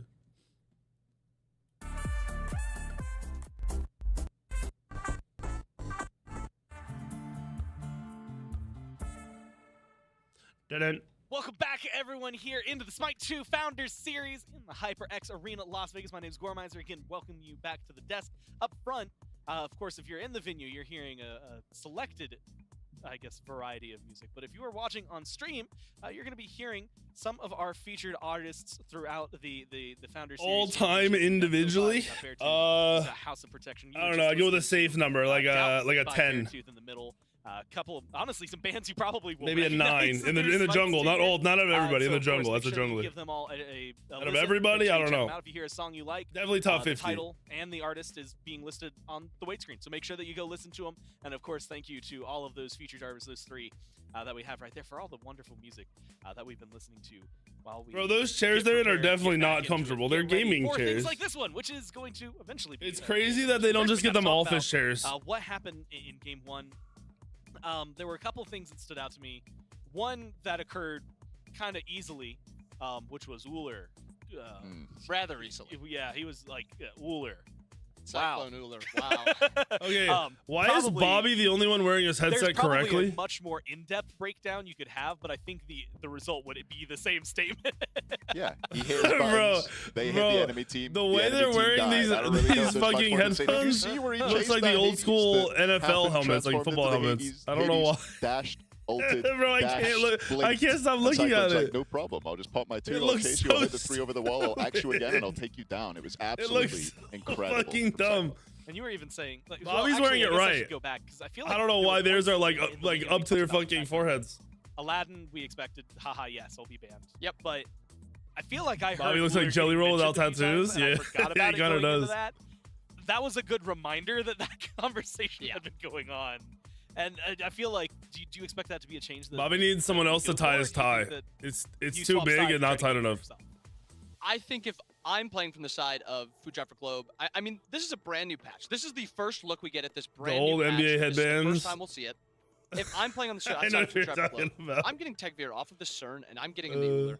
Yes, I mean, Aphrodite was an issue. It helps Uller kind of get through that early. Bobby's collar can't be fixed. His shirt's the neck is too small. I can tell. He needs like a size up on the neck, and then it would look fine. There's value elsewhere. I mean, Hades, Loki, they had good picks or good games. He can't button the top button, bro. You can tell it's too. The neck size is too small. I mean, you said it the one time. I've had the same problem. There were so many fights that Cyclone kind of saved his team and did just enough to either win it or kind of save them from that. I think this Uller is far too valuable. Do I want to see them ban it? No. If he had any actual defense on Bologna here, like full items, he lives. It's so valuable as a play right now. And there's something else, and admittedly, in some of these, you're going to see, I think, a lot of the back and forth. First off, I was kind of floored. I don't think Bobby's chubby at all. To get that action. What was honestly, like gamer chubby, maybe. You know what I mean? But not like big. And admittedly, it was explosive. He's got like rosy cheeks, but right now I feel like he's actually thinner than when he was playing Paul said pro. Earlier, where this Boomba's pickups that we're seeing, we had the Boombas in ADC for both of them, and then the junglers, which was maybe a little bit lower than maybe we expected. But I mean, a lot of the gods in this game were just happy. Bro, the fact that he just catches this guy like it's fucking nothing is hilarious. No, they didn't show the shitty fucking Morgan. And they didn't win that. They had that transform at level 5 with Happen. They looked for that all in. They were not able to get it. And then at that point, there's just really no threat onto Aphrodite. There's really no threat onto Uller. I mean, yes, Karmic had this massive, massive lead over the Thor, but can you gank the Thor really? No. Bobby's also really like 6'2", so the one time, and Thor just ults out and it's a he's trade. not small. Exactly, maybe he's 6'1", but I think he's like 6'2". Didn't manage to make things happen in the duo lane. I mean, I was right about where the Mori was going. It was going support. I'm not sure that Happen was right about Mori support in that game. It really didn't play the game. Half of their team didn't play the game. They just died. Just weren't impactful. The Afro was able to negate a lot of what the Morrigan. I don't know why with good Phantom shells at the right time, brackets ended up like this. His carries alive because these are the two best teams from NA, right? But that's extremely unfortunate for them to have to play Cyclone's team first. If they'd have played anyone else, they might have been able to win that like matchup. I saw the Raw, and like there was maybe part of my brain that registered it, but then seeing it in action with the Bologna aspect, all of a sudden it like kind of clicked, and I went, "Oh, right." I'm not surprised any team's gonna make it. I forgot Aurora's team didn't make it last night, but outside of that, I'm not really surprised. And you saw it in the mid-game team fight. So they opted to build. We went from having the LAN season like at high res, so all the teams were playing each other. So it was like NA-EU. Now it's NA-EU. You have 3 EU teams, 3 NA teams. So all the NA teams can't make it. It's the strength of Aphrodite, and this is even with Raw going Laon! Thank you for the sub, Laon. Ryan, thank you for the 4 months. Timmy 2 trash, let's go! I don't think it should sub, be a worry baby, again. everybody. I think you just get rid of the Aphrodite. You don't let Mike have that again. Sub. You pick away the Uller, take first pick, and I think it's perfect. Game 1 was a treat, so why not have another? Game 2, picks and bans are going to be coming at you here. And now, Food Drive for Globe. Other side of the map, right? That's very important. I gotta move my camera. So much, I think, that can change here because, one, we kind of know, or at least I've gotten used to the fact that it feels like Aladdin's going to be on the other side, but you love the Aphrodite ban up front. Yeah, I mean, this is exactly what I want to see because now there's leaves open. You're forcing the enemy to side Aladdin, or to ban Aladdin. I think it's perfect. You get to ban away this Aphrodite. You get now another throwaway. Go gray because you're getting old. On the FiveMs to decide how they want these Bs and Bs to play out. They opt for that was me. I'm sorry. Of course, Afro's getting banned. Medusa's wild though. They really value this Hades. The Geb comes through. First time we're seeing Geb in Smite 2 competitive. He's a new god. Aladdin might get through. I imagine this one's going to be going to PBM. But I think FiveMs actually knows it's good. Again, they just played this Thor in solo into the Hades in the previous game, so you have to imagine that's going to be a run back there. And maybe just comfort as well, right? Like you just had a really good pick. This is the other one I was going to mention. Noises when they ban a character? This is weird. I guess we'll say. And then the Zeus. I like the idea of a sound. So both of them coming through. How do you feel about the Zeus? Is he worthy of this pick? Got they mid. I think it's just the high performing potential or jungle this game. It just allows him to. There's no mid laner that can really match him if he goes for like. Carrio's a fucking beast in solo. I played with him a bunch early in the beta. He's very good. I like this comp drafted by Food Drive for Globe so far. Again, What is happening? Hazer. Where are we going with this? Why are we going Told you they get Jingwei. I called the Jingo Dingo. Morrigan again. Are they? Where's Techbeer? Techbeer Zeus? Okay. Okay, yeah, so we're But that's going chat Morgan mid, support again? Mori support again. They don't have and frontline again. They have the same comp. Once more, the only switch out is the Zeus for the CERN in a game that they got The absolutely CERN didn't do blown out in. anything. Brother, they ran it, but they... FiveM side No, is switching up their comp the a lot. angry Everything is fucking changing run except back, that no. forward. And they're no longer, playing for that really strong mid game where they have their healing. They have 5 points in, Afro 3, 5 points in Raw There's 3. no The FiveM's fucking comp is now way, a bro. Scaling comp. When you look at Food Drive for Globe, If it works and they figured something out, more power to them. But what the fuck? Are you killing Thor? Are you killing Geb? There's so much safety on the side of FiveM's. There's a lot of pressure on. No, Food the Drive other Globe team to not- isn't running it Yeah, back. you don't have to Food get Drive close is to running back playing the for same objectives, draft. but you have to kind of snowball this game. The You're not salty matching that NA lane. run back is what this is Look into called. what Food Drive really believe, And though, it's actually an you NA have to team say doing that it, their so prep that's going into hilarious. This tournament must be that this comp, that this idea that they have. of playing the Salty Hades NA with the run back. Morgan Used to see this support all the and time pairing in that season with 1 the and team 2 and jungle. 3. They believe this is strong. They've done their prep. They had one bad game and they're not letting that throw off their drafts. And I also think we have to shout out this chalk mid aspect is very unique. It switches them from being, more of like a I don't like the chalk mid right now. I don't like the Morgan support. I don't mind the rest of the team. But maybe they figured out. Aphrodite just nullifies everything you want to do as chalk. So there is that option for, you go and you silence the Geb. He's not able to make those plays. I like it a little bit more What's into up, FiveM's KTO? comp this game, though. Well, we brought a lot of It variety. looks like with the Cyclone, aspects. The question is, PBM, how many people are getting locked and in? Cheerio are Teams have fucking changed, beasts. The sides have swapped. Honestly, The only way to Meniki find was out pretty what's happening silent is that go down game. to our casters. Thank you once again, Desk, and I gotta say that Morgan Pixel isn't fans, really a that support we had at quite all. the That's why he reactions went there. I 0 think we 6 both last kinda threw our game. hands back. 0-6-0 last Zeus game. ADC, but another Morgan in a support role. It's a little wild, but getting in the game too, it has to work here. I do not like Morgan support. The fact that Food Drive for Globe clearly believes that this composition. And Food Drive's only running one hog. Or not one hog, sorry, one so maybe Bumbas. that's what was the big thorn in their side. And they get to try to run it back again. Notably, Geb is actually in the solo lane. Jingwei was through last game, though. They just private all over it. The other team didn't pick Jing because they're You trolls. can pretty much full clear away with Conduit Gem. I wouldn't be surprised if Cherry goes to I agree. I bet you it is, Director. Forcing Damn. out the blink early there from Val. Stun start.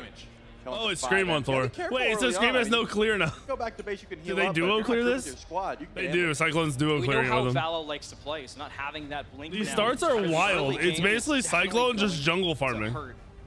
I'm looking across and talking about the plan And he has Bumbas aspect. again. We saw the Zeus ban in game 1. I wonder what the We did hear math Food is on Drive say this, they bro. haven't nailed Scrim Because 5 clearly for they know months. something that Food Drive doesn't. Maybe The their Cyclone Zeus was started like mid that and just way. jungle cleared last for game. the proxy. Go through. Gives commit He to didn't roll. jump. Cherry knows as the blink. Oh, they man. didn't cut it off. The Hades could have gone through, but went for the chase. I thought they were going to try and body block it. It would have been a great play. They knew Cherry could There's full no clear the hogs, rollout. no Sundering They're arcs in going these for it. games. Hey, successful invade on the other side for Food Drive for Globe. I love that they're still getting aggressive, though. Yeah. Because, again, the desk highlighted, not a great game number 1. That doesn't mean you stop shooting. That's true. Support solo starting duo lane. It's when they've won, a lot of times when they've won, even against teams where throughout the Founder Series, people said they were underdogs, it's because they've still played their Finals game. They've played are ambitious on picks Sunday. Like that. Karmic showed up on this Hades. This is at literally Georgia game 1 land, of the tournament. And nobody believed in it in the first game and ended up being one of the top picks. Yeah. And Why and no Karmic had a Nem, huge lacks lead last game. CC. Again, I really do think Food Drive sat back and said, Cooler and Afro were the problem. Look at Give it to us all one more time. and we're gonna of make it work. Gotta all trust of your fucking what's it called? One of those things where Cyclone's if you team. practice All of 5 Evs. They composition all like have this CC. for 3 weeks and figured out game More than doesn't one work, you can't make CC. something up on the fly.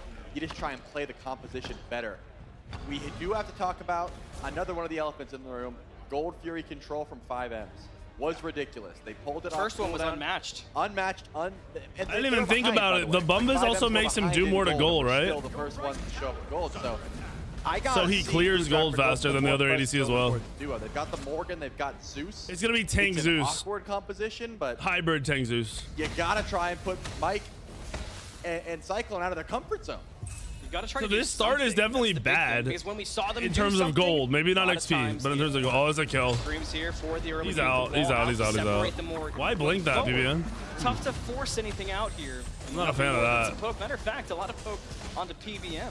during that gank. That's a weird blink. See their idea, right? Scream goes up, goes for the wall, but Happen He had to go already Zeus. sent the clone out. Nah, he had to and go then Zeus. teleported to it. That was my biggest gripe with this pick in game number 1, is it didn't seem to me like Happen was in the right mindset to go, oh, What I up, might Solo? die in the next Thank you for couple the dono. seconds. I'm going to send the clone immediately so I can teleport and get the max distance away. It was Why more would like a in the middle of mage the fight, buy he's like, it? oh no, I'm out of position, I'm going to send it. And A mage doesn't buy cover that Bumbas. much ground.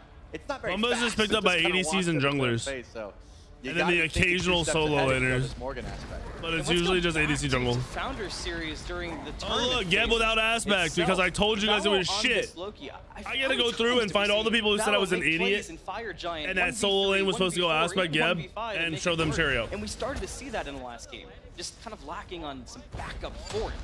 Another gank That's attempt true, from he did Scream have to goes help in, Thor the blink is clear. the answer. Karmic will be okay. Not bad at all, getting the blink down. Big cooldown, but at the very least, Karmic 3 to gets 4 see another stampedes. day. Well, there were 2 last I'm game trying to for think about 5Ms, how right? Sherry can really play against Pillars of Agony, because currently he's just been out clearing because Geb is kind of. Ooh, thank you.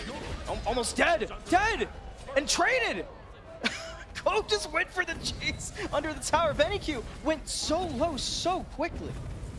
Man, I mean, Hecate has that ability to get out of trouble no problem when you open the gates and just teleport out, but That's there's not a lot of damage. surprising that he went Scary. beads Like, on Target Hecate. here, just a purple buff invade once again, but here comes the dunk. Whoa, this is looking The Lightning sloppy, Storm bro. Is the answer. Get some on. You got Fallow Oh, here too, and no. they step back in. So Oh, Fallow's got an no. opening They're for throwing damage. the Has a early lot game. on. He turned that corner. Not without a Loki. Happen able to get the kill on the Stu? PBM. Wait, send in your Cyclone's been clone, low, bro. But the detonate not there. Yeah. Doesn't matter. Happen's you not fucked afraid up. to dive it. A double kill, but he won't go down. I mean, purple buff and a This is double kill, fine. I definitely don't think not it bad matters. here for Not bad Food at Drive all. for Globe. Sloppy You're able to give mechanics that from two to 5Ms right Happen, now. which I guess is Really the good worst play case from scenario. Food Drive. You'd much rather have Techgear get those kills, but Globe much got better first blood, night diving game Hecate start mid.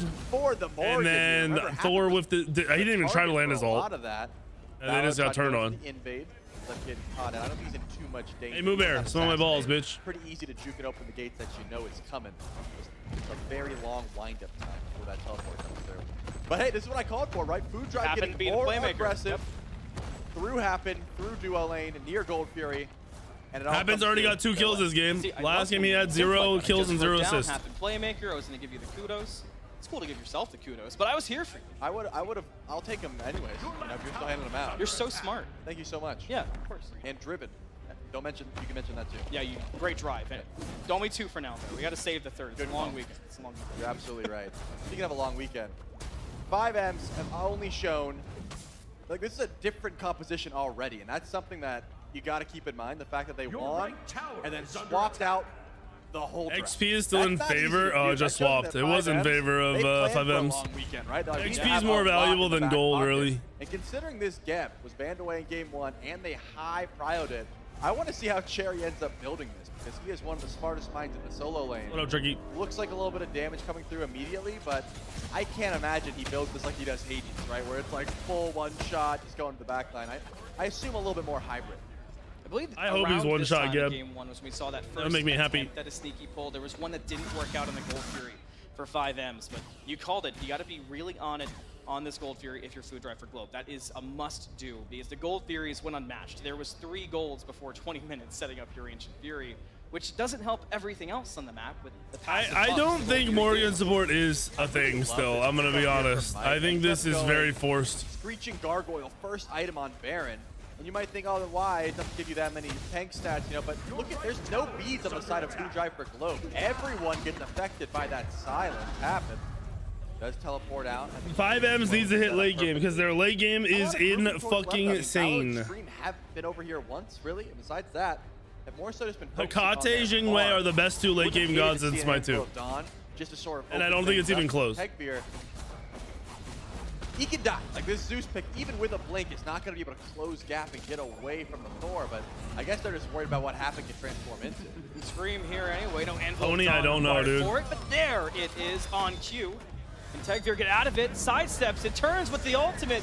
Can they get the damage across? Oh. Tekvir's already dead. The Scream That was on good the from double Scream. tap. That's a good sidestep from ADC though, from Zeus. One back. Teleported in though. Karmic is in the back. Zeus still doesn't have an item. Go Wait, down Cyclone here. has the That's bow your first item? Looks What like the that is fuck? The pillars out. They'll grab the one, go on to the next with no cherry.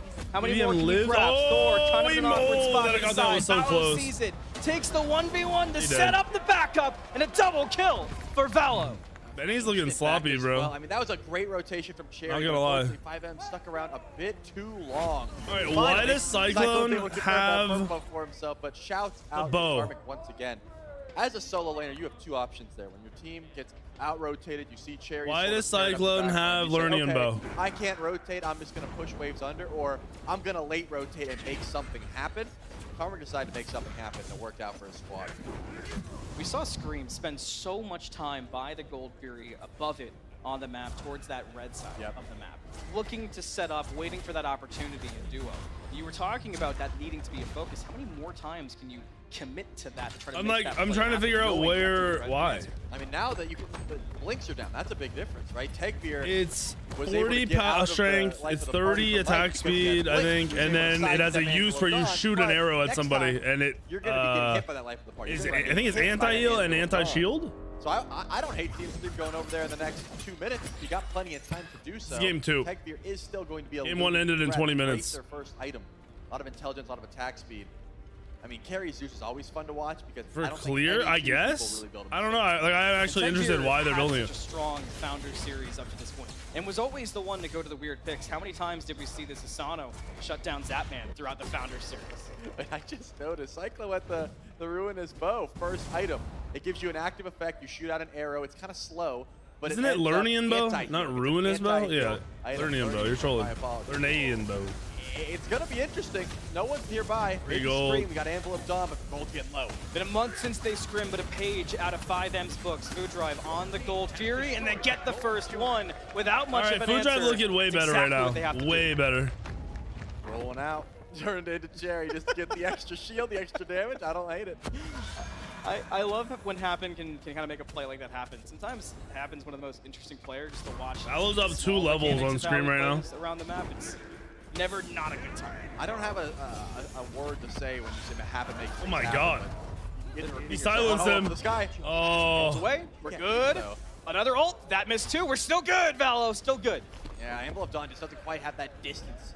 Smite 2 has a much larger map, so you do go up and you're used to your Smite. Redemption for the coach? I don't know yet, man. I don't know. Because I still think Scream of FiveM's late game is 1,000 times better. Finally ends up going down to Food Drive. But maybe the Hades just takes over. The death highlight. FiveM has a very solid late game with the Jing Wei, with the Gen. Makate's only getting better. Scream's Thor is looking It's not as if you could go not into great this even so with far. that confidence. You gotta keep pushing His this lead. ones That's are what fine, but his You're ults are afraid looking like to mine. pull objectives just to see what FiveM will do, just to see how they will react. And with a 3K gold lead, we're only 10 minutes in, and like you said, with so much to go, Food Drive, they've been a team that takes it minute by minute. So right. Maybe that's the best way 8 to kills in ramp 10 yourself minutes, up into boys. not being Already better than Smite bothered 1. by the late game. And there's one thing we know, it gets down to the small things, but mechanically, Food Drive can keep up in team fights. They've just got to get to a point where they're still relevant in those fights. Absolutely. And the next fight that breaks out, no doubt, will be off the back of a solo lane rotation as well. Cherry and Karmic. This is both the second solo lanes game. That have First no set. problem teleporting over. They have no problem walking over just to try and make an impact to their squad. It does seem to me like Food Drive has got that fire under them now, though, where they're like, okay, we got aggressive. We were able to make some plays. Cannot lay on the brakes here, right? You got to keep looking for the engagements. I talked about looking for an ult when Tekvir's blink was down. That's no longer the case, but Cherry, he also has a blink. Can he get good out? blink. Has He's the that break away, good followed by ult. Valo. Ults in response, but that damage could be too much. It is too much. A killing spree for Valo. A land down from screen. Does not Nice find stun. him, Good but the kill. stun does. But he gets the blink out. Will Bo? not get Did Bo away. just kill him? Cyclone spin with a lot That was of Lernian shutdown Bo. gold. I can't believe I'm Valo pretty had the blink sure. the whole time. I just would have blinked Anvil of Dawn and ran away, but he tried to juke it and save the blink. It's such a long cooldown. He is using that for just extra Can't be burst. giving those kills. If I see I'm no interested in reason this Valo's Cyclone side, spin build. definitely not Oh! Globe. Still gonna get pulled back in. though. Yeah, Okay, that's the blink that and was use the so storm smart call. from BBM. Baron ult is just so impactful, especially when you can close gap like Mike can.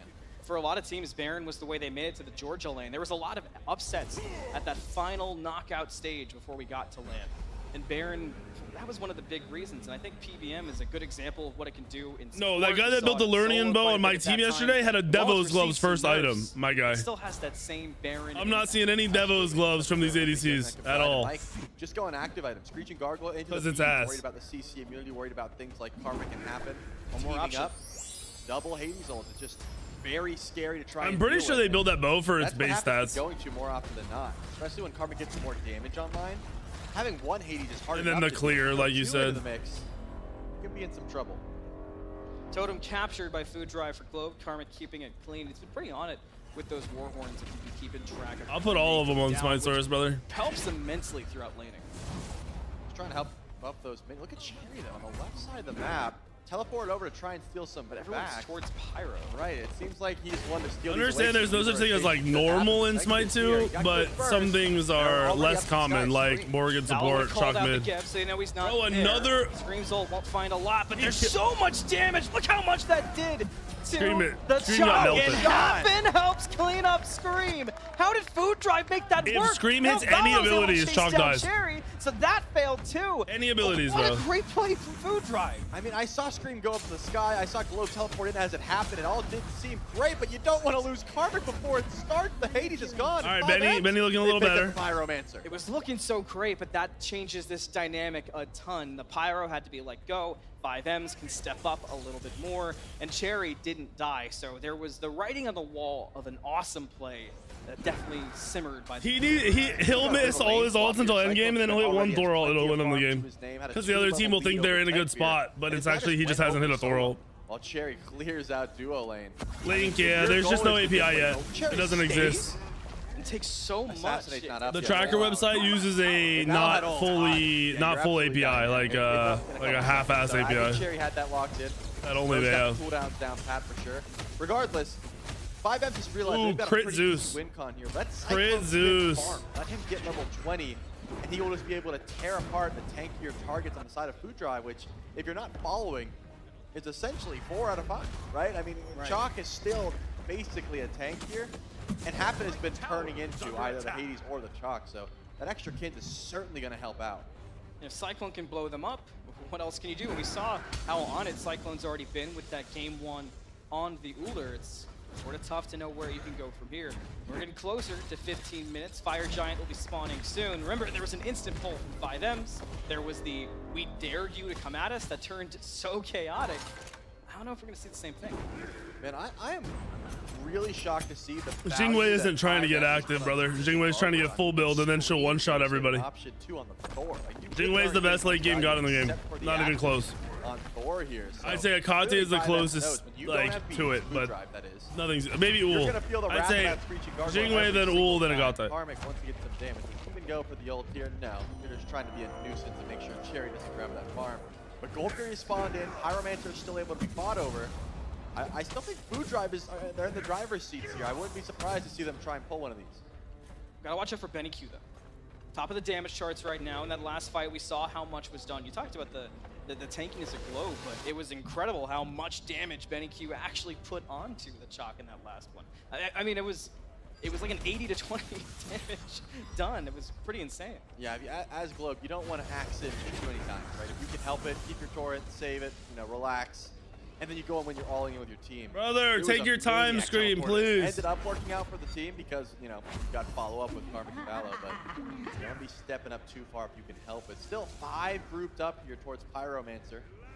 Once you see Tegbeer leave lane, that's when you know you're committing, because Zeus really can't get across the map as quickly as someone like Cyclone Spin. Doesn't have that flight to just zoom around, so Food Drive definitely showing their hands here, but not in the mood to go for the pull. They're not looking for the engagement, or they want to. I want to see the Zeus. I'm like, I want this build to work. The crit, the like hybrid crit bracer build. Thanks for the builds on Smite Source. I mean, all these guys have obviously tested this shit. Oh, Karmic, good blink. Good blink. Just in time. So much movement coming from the Hades. My goodness, I thought it was another Fire Giant pull from 5M. Mike is the kind of guy that would do it. Just to see if he so there's no splitting in these games because the objectives can be done in 3 seconds. So if they're left, the fire gets pulled and done instantly by the 5-man team. Because guess what? Cherry's just fine. It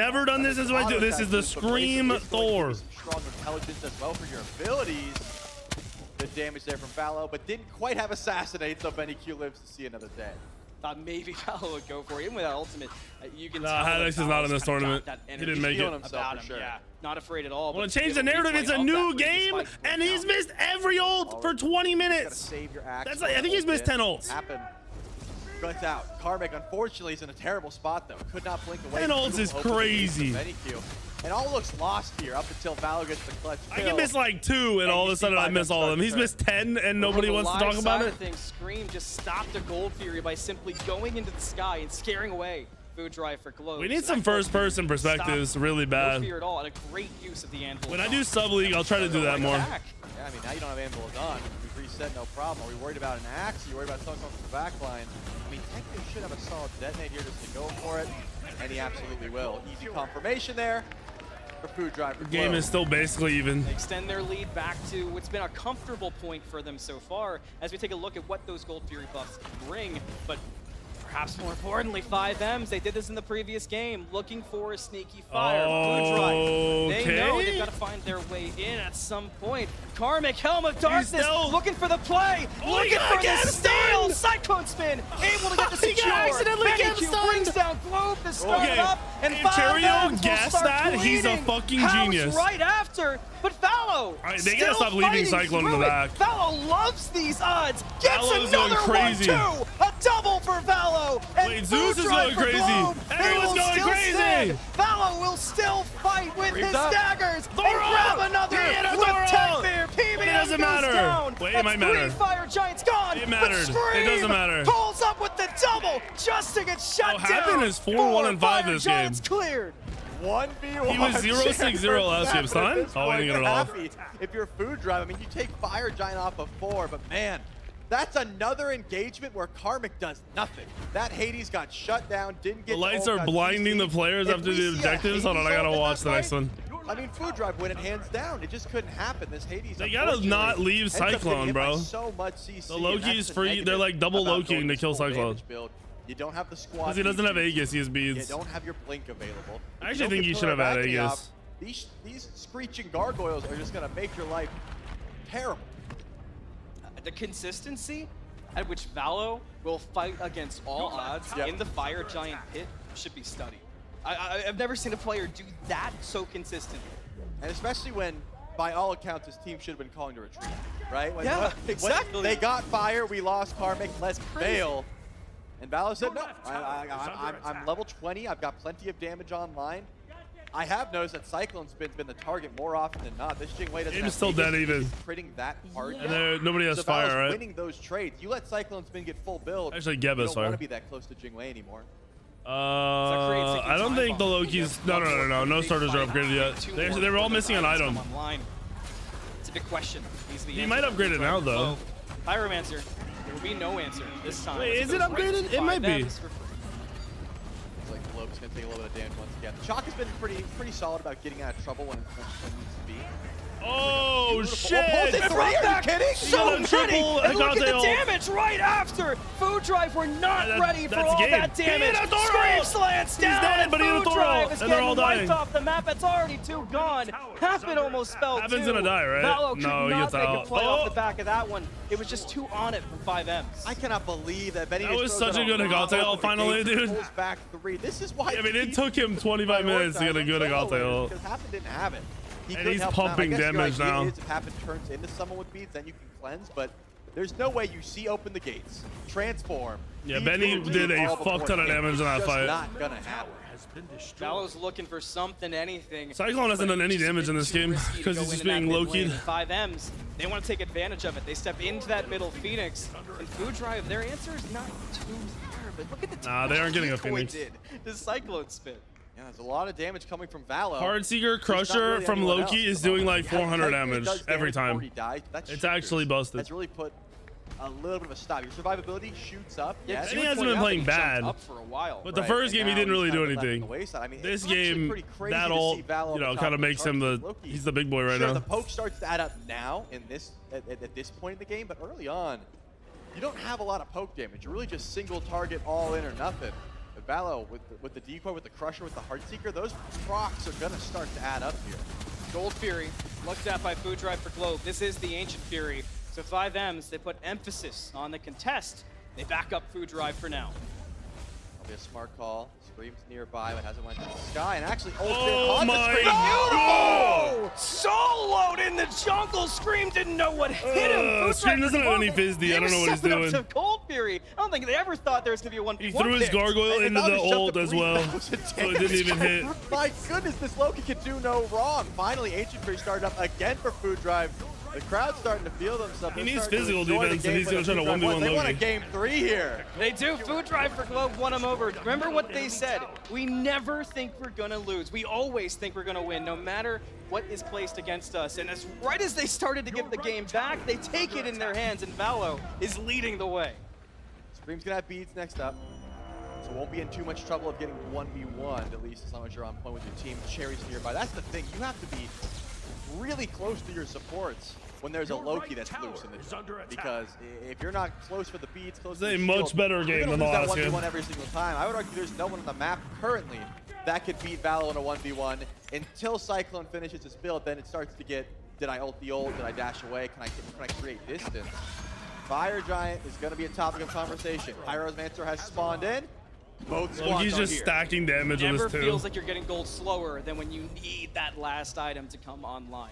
And as the Fire Giant dance begins, remember how Food Drive has played these. They're not afraid. No matter what goes down, they will fight until everybody's off the map on their side. Food Drive for Globe just has no fear of these Fire Giants. Yeah, but you also have to keep an eye on Valo, and I'm sure that's being called out because how many times has he got to the backline doing just this? Mike covered it this time. They're too smart to let it happen again. Right. They are covering the ability to get to the backline.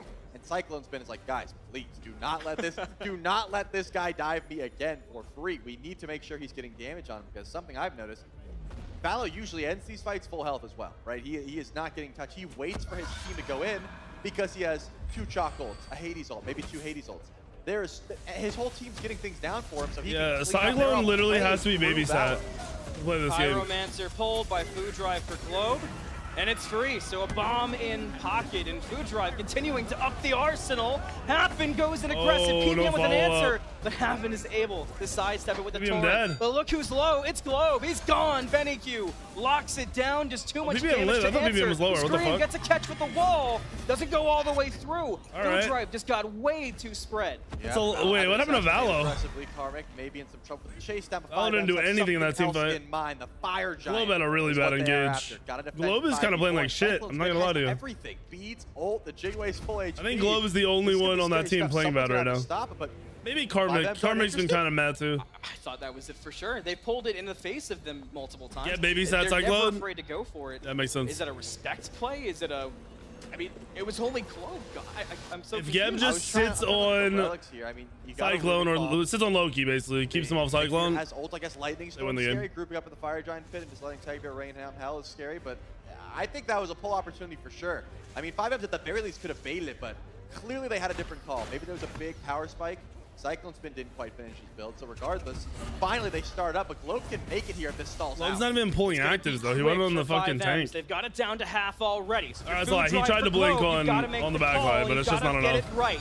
In the air is Scream. The land down. He takes a lot of damage. Scream is regret going in, as he is indeed dead. The Fire Giant goes to FiveM, and they handled the problem child. Cyclone's alive, full health. Game over. And Cherry's looking to set up a kill on to happen as well. Can anyone get to the backline? Globe finally uses the ultimate, but Cyclone uses it. Why did Cyclone hold back? He turned the corner, right in front of him. Gone. Double kill for Cyclone Spin. This was the Fire Giant FiveM was waiting for. It was clean this time. He healed so much. That's gonna go through the team, but no. They did a lot of damage there. Fuck. Played on the shield there. Tiger even tried to Tag wait and it out. Globe just fucking did so much damage. Yo, look at Scream's KDA. Close gap. Blink not available. Storm Call not available. FiveMs are gonna leave with Fire Giant on forward. It's a huge win. Definitely could have been worse though. You mentioned it though, Malin. I mean, Valo has been dealt with the past 2 times. He has not been able to get in and out of the backline. It seems like FiveMs have his number now. So if you are going to try, the chain bounce is very far back and let your team from Zeus forward, 1. I mean, Karmic and Happen are gonna have to go in first. Let's take a look at that last fight, and let's do a ride along forward and see what Cyclone Spin was going throughout that fight. I mean, he saved his ultimate so well, really wasn't under any fire, and that was my whole point, is that everything was just saved almost for him to succeed. Picked up the dagger, immediately crits Loki twice, just says, here's 1,200 damage to your face. And he's just free casting. Nobody's bothering him at all. And that ult was perfect too. The timing was safe. A Gold Fury was just picked up by FiveM, so they're going to add that onto the list. And with how Cyclone's looking for us, oh, Cyclone had dagger. I think our eyes need to start shifting. And you were talking about it. Finish that last item, and it's a monster. And I see a Deathbringer. Yep, that's what he was looking for. Now he's got 2 crit items. Jingwei is going to be critting way more often, and much harder. Which is certainly going to help Deathbringer out. and dagger. Now you fear for Valor. Valor's like, So as long as he doesn't troll, he shouldn't die. Ooh, Loki got avatars. By the way, still Loki has avatars. He is gonna fucking hit so hard. 7 and 2. Bennyq's got the Spin has a 3K pot though after this push. Fly through. The sieges have begun. They're playing to get 3Ks, I think. Oh, wait, maybe not. There's one thing they'll do with fire, it's to be surgical. No mistakes. We're building physical defense now. But where does Food Drive plant their flag to defend? They have options to defend the Phoenix if they so choose, but I think they're going to split push a little bit. You can see Valo sort of waiting to see if he can solo Scream again. Would be big if you can close gap onto the Thor, because even in a movie, Scream can't 1v1 Valo. Like, if you're not ulting on through Angel of Dawn, you are losing that trade, but already happens going in. They left their left Phoenix alone. All right, that was a step back. I don't think that was a good ult from PBM. Or sorry, wait, that wasn't even PBM beads. Never mind. Ultimate for the I thought that was PBM's beads. That's seemingly not stopping. Right, but Scream ulted as well. Oh, was it Geb beads? Using stealth there, so a lot of cooldowns coming through. But what was important was getting the beads down, right? That's the reason that Happen went forward, trying to get the door open. He didn't get. They're waiting on Baron beads. But now Mike's purification. Is yeah, PBM has beads. It's over. As I mentioned earlier. They should be able to push this for free. Rolls into the mid Phoenix. FiveM's trying to find their way through, looking for a 2-0, an exclamation point to start the weekend. But Food Drive for Globe, remember, they're never afraid of the odds frontlining so and they do well. not want to go down to that There's loser's the engage. bracket. With damage like that, they might not have a choice. Phoenix though? How did they still get the Phoenix? Escape it. He's trying to pull away. Looks like Tektor's in trouble. Actually does get hit. Hades Mike's taking a engaged. lot of damage. He's getting Show me Hades. Same damage on the Food Drive. First Hades one dead. down is Karmic. PBM dying doesn't matter. PBM. It's So PBM for Hades. That's a good trade. So far, Valo sees Bennyq, wants to find a way through, but Cherio cuts it off. Does not let it go down that way. A lot of poke in the 5. Cyclone Dagger? Oh, Cyclone Dagger. Secured. Remember, Happen ulted at the start of this fight. Oh, they're going in. Back up. Thor ult. Left. I believe Scream. Trying to go to the Oh, sky. See if he wait, can find what the Anvil of Dawn. Ends up landing on the Pyromancer. The Food Drive for Globe is not chasing this. I would have thought they'd try and go in for a little bit of an engagement game. I guess there's too much on the line now. You said it yourself. Start off the weekend strong. You definitely don't want to start off the weekend 2-0. The Food Drive is going to go on back and try and prepare themselves for this next Fire Giant defense. Some big power spikes are still to come. I think they wanted to loop into mid, and then they went to gold instead of what mid, so they didn't loop in. It seems like that's going to be the end for the Morrigan. He's got to try and turn into someone that's a bit tankier. Regardless, the engage has consistently been a chocolate. Whether it's Happen or Glow, a chocolate is starting off these fights. FiveMs, they pop beads, they pop Gargoyle, they pop Stampede, and they say, now what? Now where's your engage? Try again, but we have multiple active items, we have multiple cooldowns, and Food Drive just doesn't. And a complete reversal from game 1. We're 35 minutes in now in what is a close game. One middle Phoenix down. That belongs to the order side of Food Drive for Globe. And that's something you have to respect. Fire minions pour through, and they can really do a number on your Titan in Smite 2. We've seen that throughout the Founder series as well. So FiveMs, they're playing with the advantage right now. How do you make the most of it? I mean, you probably send Valo to clear mid, and maybe you look to try and pick. I mean, Scream has been starting off fights, not really with Anvil of Dawn, but with Wall. That Wall is such a long-range CC. It's so much. They don't have 8K total views. They have 8K on their Twitch channel. I have almost 2K. Orchi is almost 1.5K. Sam Dude and Nika are watching. They're at 700 together. Zatman's watching. He's at 400.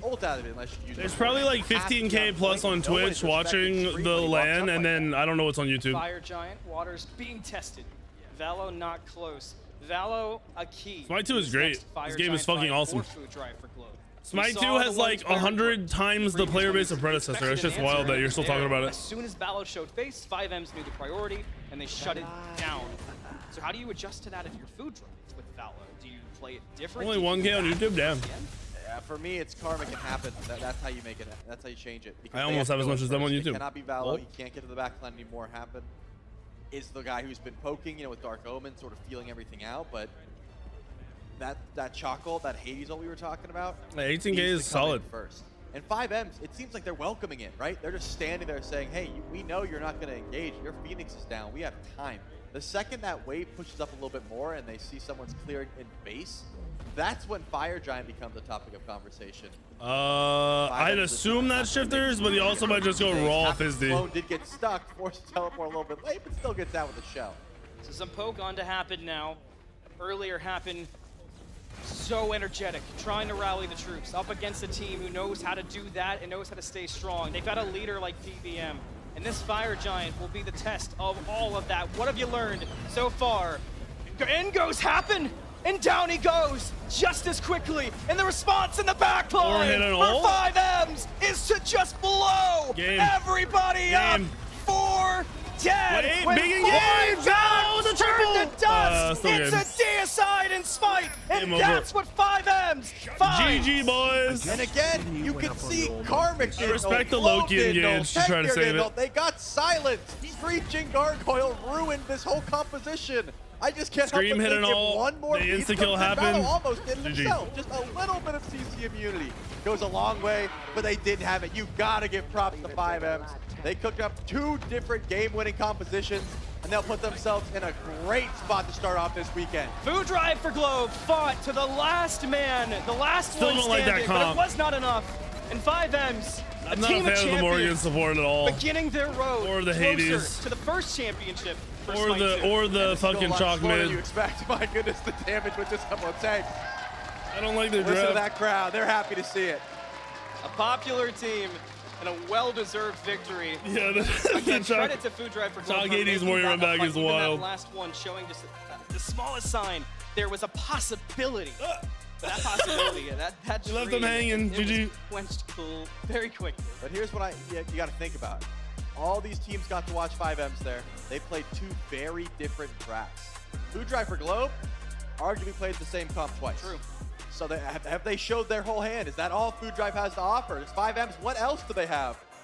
That's stuff we don't have to think about, but the other teams do. Yeah, that's really true. And if I'm Food Drive for Globe, and we heard them, we know they're not afraid of these situations, that's the advantage that you have, is going forward, you have not just the ability to keep your team comps a bit more of a secret, but you still have the confidence.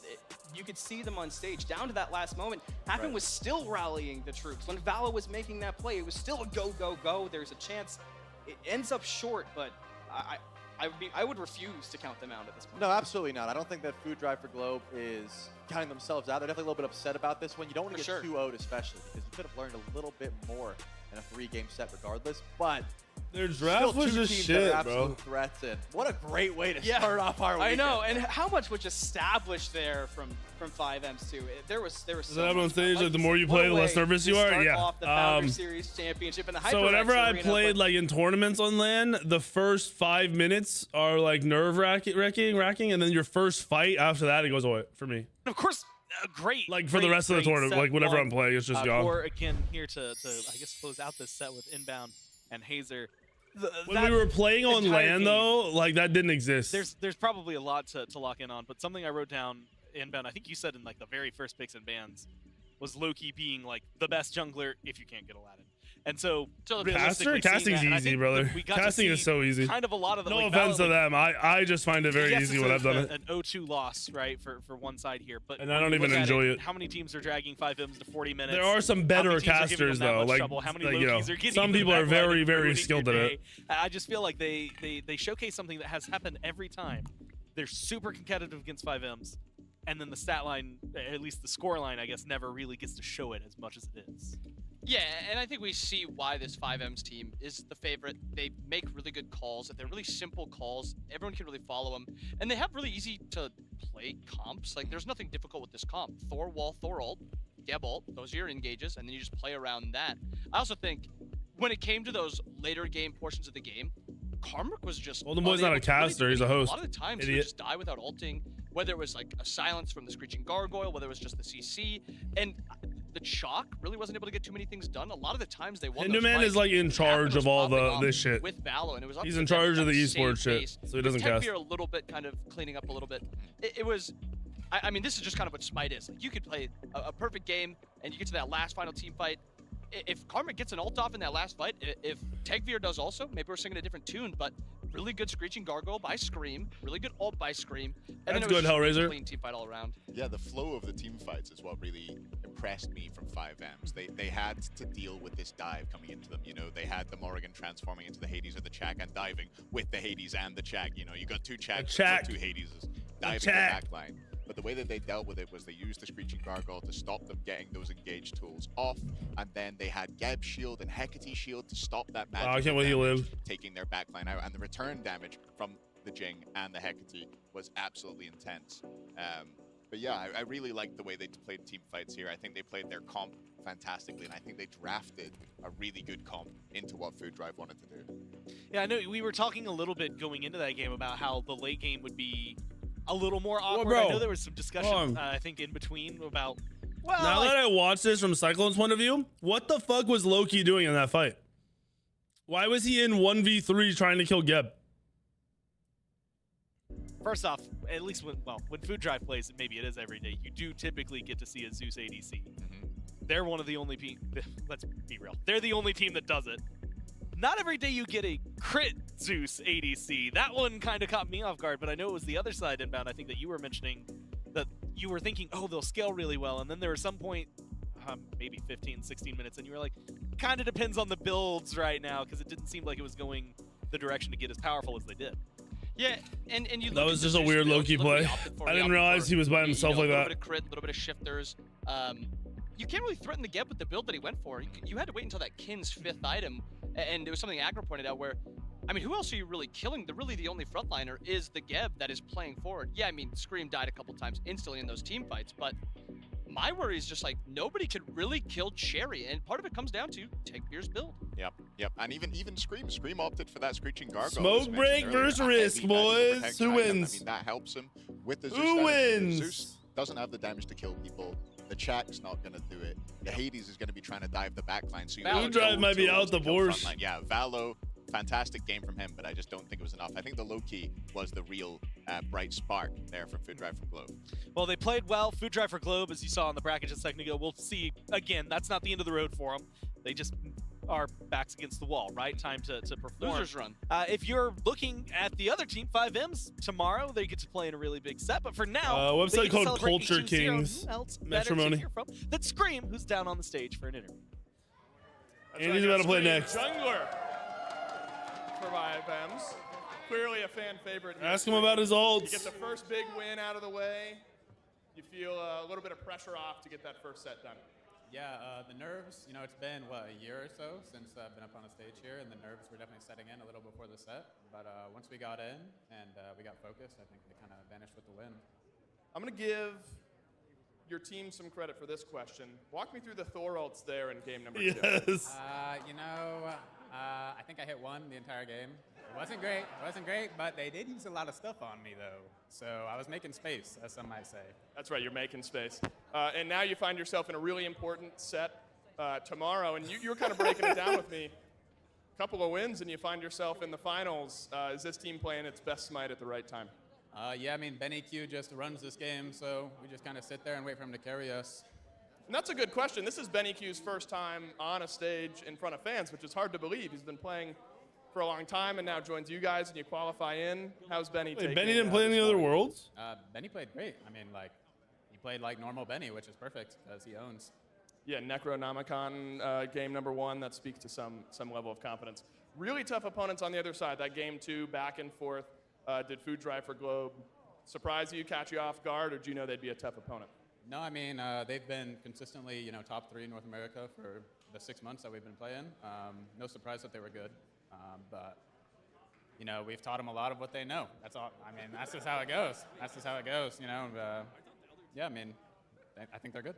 Scream wrote the book. Appreciate it, Scream. FiveM's off to winning ways here to start off our Smite 2 Founder Series. We're going to head to a quick break, and when we come back, Scream looks like every fucking basketball player in a rec league in fucking a freshman year of high school. Oh, shit. He's funny.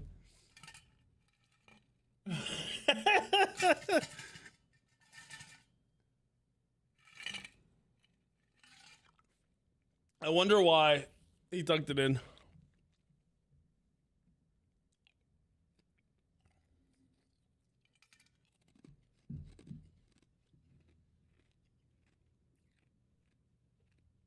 All right, so this is El Leon's team versus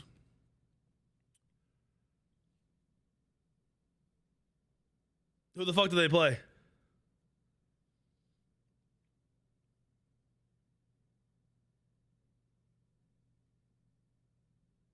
Tucked in shirt for the Riz. Who does Andy's team play? Oh, Genetics team. Andy's team versus Genetics team. This is going to be a good set. Hopefully. Mods, Ken. Mods, could you set up some gambles for the games? That'd be great. Andy was brought in as a sub. Yep. Yeah, I think they couldn't get a visa on their support. So he is their support now. He was saying how scrimming was so hard because he's just playing on like 200 ping.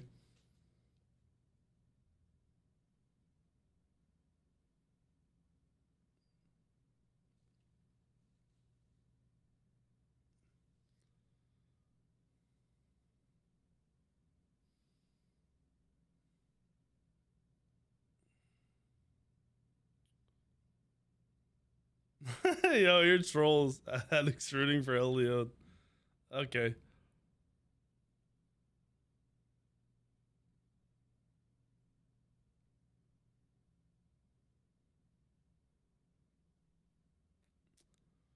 Your feedback of too many ads is not feedback.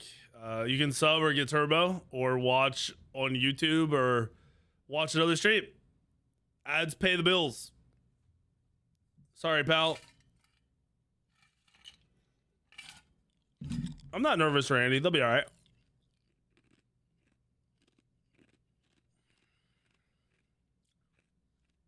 Like, you do understand that when you go in and complain about ads, you're not subbing, right? So you're not financially supporting the person. So the ads are there to financially support so you can watch for free. So you're complaining about the thing that allows you to watch for free. Is what you're, in my mind, what you're doing when you complain about that. I don't know if you process that or not, but I hope you start to. Most streamers nowadays literally pay their bills from ads. I know a lot of streamers that quite literally said they wouldn't be streaming if they hadn't created the ads and made them pay as much as they do.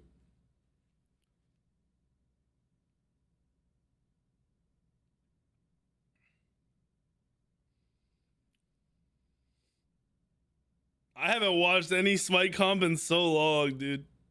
And it's good. It's fun. They happen too much? Well, that means that still you complaining about ads. You don't get it in mind supporting. You think that it should only be one ad. Ads at the current ad rate you're getting are what pay the bills. You need to process that. You're subbed on Twitch, prefer YouTube. Hey, watch wherever you want, man. I'm not crying about it. Am I gonna play any Smite comp? Probably not, but you know, who the fuck knows? I don't really plan on it. It's not even dark in Vegas. They're using something they recorded last night.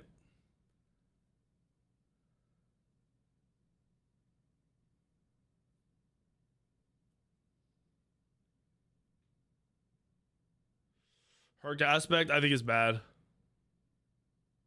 I think Herc support is bad. And solo is risky.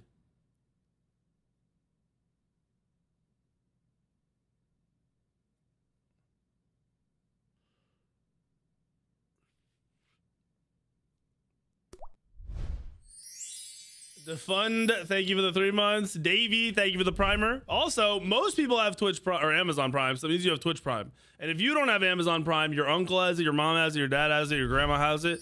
They're not subbing on Twitch, so just link your shit and get a free sub every month.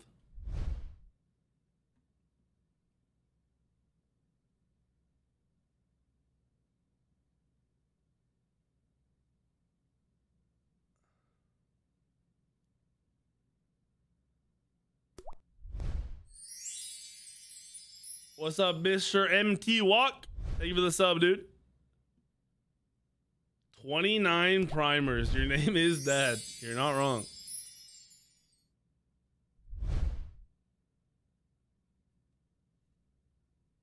Why didn't it read that? I don't know why I didn't read it. Ramp, thank you for the 6 months. Back to back.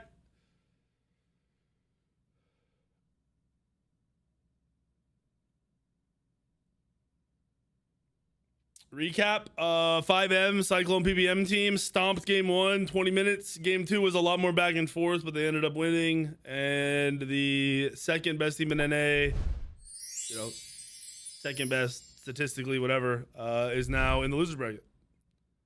And we're about to watch Laon's team play Genetics team.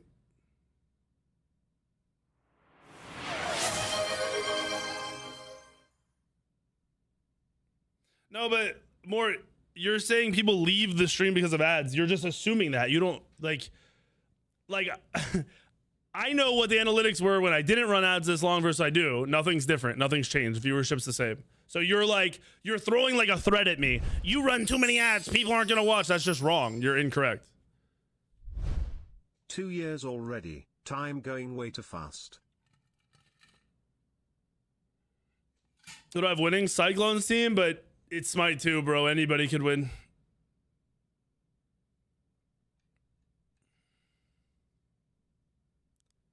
Are you smarter than a 5th grader is free with Prime? I need you to play it. I will get shit on in that game. We did that. We did a video on that. Me, Riley, Double J, and Razy did that with my nephew who was in 5th grade at the time, and he whooped our ass.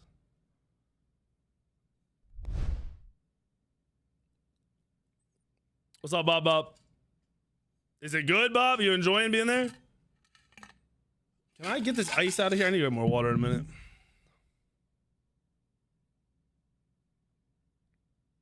Up. Took place. It's FiveM's grabbing a 2-0 victory to start things off. Got some EU teams getting ready to go toe-to-toe here as well. Remember the structure of this whole event. The winner of this one will move on to play FiveM's and a best of 5 1 gallon blackjack, boom. Moving on to the grand finals. A loser's bracket run necessary for the teams who end up dropping their matches here today. By the rich Fans, uncle? Nah, my sister owns a people business. Are taking their time to get on over. My whole family owns a business. Everybody owns their own business in my family. Smite 2 action. Because the Smite 2 Founder Series here, live in Las Vegas. And what a time we are having. All you people online at home as well, we see you. We love you. We've already got some great Smite to start things off. Excited to get things kicked off here. I just have a sister. Second matchup here over in Dad EU. owns a business. Sister owns a business. We got some world champions. I do this. Some up-and-comers, some veterans, some newcomers, and a whole lot of talking from both teams that are ready to get things going here. So, please join me in welcoming Smoke Break to the stage.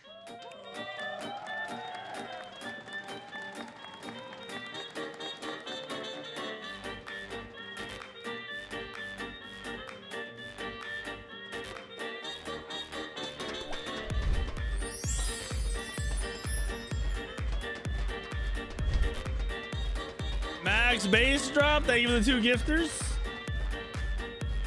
Laon. Their opponents. Is Reels X their coach? Please welcome to the stage Team Risk.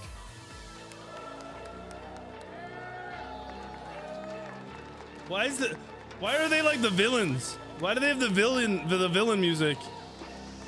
Wait, what's up with the tucked in fucking shirts, bro? It's pissing me off. Lazarus has his shirt tucked in too. What is happening? Dynamics here in this matchup. This is well. weird. Players subbing in at the last minute for a couple of these teams. Storied player team efforts, I guess is what I'm looking for. They've been playing together for years. Semi-formal. And so I'm excited to hear how these teams adapt and get things going here in Smite 2. That's it for me here on the stage. The desk will take it from here. Thanks so much, Dave, and welcome back in here to the analyst desk. My name is Gormizer. I've still got Hazer, who's sitting here with me, and in a second, though, here, see Lermy, who's joining us, which is going to be a lot of fun. Of course, again, we're celebrating a whole ton of stuff. We're talking about this fact that Smite's now free to play. Smite 2, you can just go get it whenever you want, and I suggest the sooner the better. You can learn a lot from what we've been watching. But I'd also say we've seen some surprising choices already. Oh, is that Lermy Wormy's name?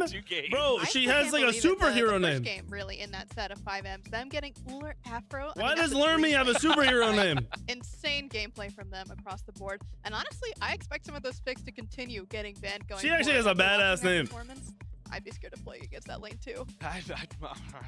Lane. Oh wait, that's fucking wild. That's sick. This next matchup is going to be really fun.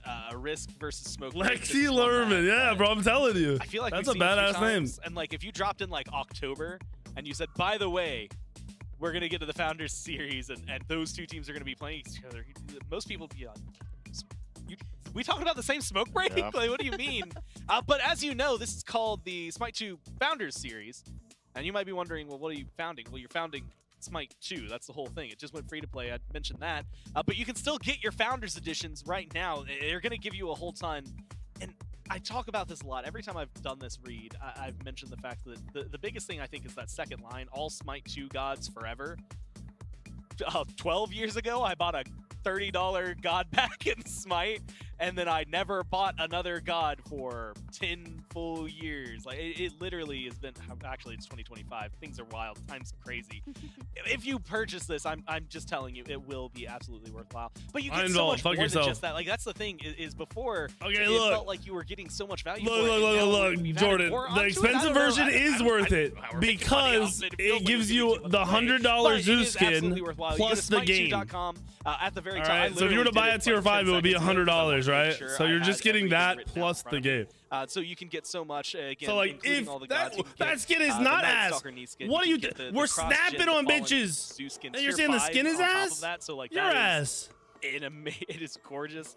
Plus you get the 2x legacy. That Zeus skin is good. You're trolling. Click on the Founders Edition up at the top and become a founder today, and then I guess you can say you took part in the Smite 2 Founders Series, whether you're here or not. He said I don't care about playing dress up. Fuck. Double elimination. Best of 3s all day today. We've already done 1. We're going into 2 of 4 here for Team Risk versus Smoke Break. But if we look at the bracket, of course, the schedule that kind of goes hand in hand with it's it. A good, it's a good skin. That one's going to be, if I remember correctly, a best of 5 that they are sitting in. For the winner of this one, the loser of this one will face up against Mockingbird a little later on today. So Food Drive, Borscht, they're going to be actually, again, another really spicy matchup, NA versus NA. And I guess no matter what, we're going to get an EMEA versus EMEA. So Hazer, as long as I have you for those ones, I'm feeling like I'm at home. Yeah, I'm feeling very at home. These are all players I can be playing ranked with these guys day to day, probably losing, but having a good time. But yeah, it's really interesting to get the first day we get to see a lot of NA versus NA and EMEA versus EMEA. And then as the tournament goes on, we'll get to see these cross-region matchups that we love so much. Yeah, and you'll see it. So next up, as we've mentioned, Smoke Break, Team Risk. And then it will be Food Drive for Globe taking on Borscht there, as you just saw in the bracket. And then the loser of this next one will play later. Wait, did they say someone is filling in on the genetics team? Maybe like a dream scenario where you get to watch on Risk. Is it Risk? Risk, right? Style they say they have a sub. Literally every other team in the tournament before you have to go onto the stage. I don't know, bro. Team Risk is some beefy players, brother. Yeah, true. Taking an L there does mean you are out of the tournament, and you don't want to be out of it at the end of the day. Yeah, no, I mean, especially some of these guys are talking about going, and I think they did say hopeful winning. GG, terminate. So they at least came in with that expectation, but there was a lot of, cool, I'm going to win it and put it all on red. Like, I'm going to go out and see what we can do. But these are 2 teams that have just been phenomenal to watch. Risk dominating EMEA for most of the Founder Series.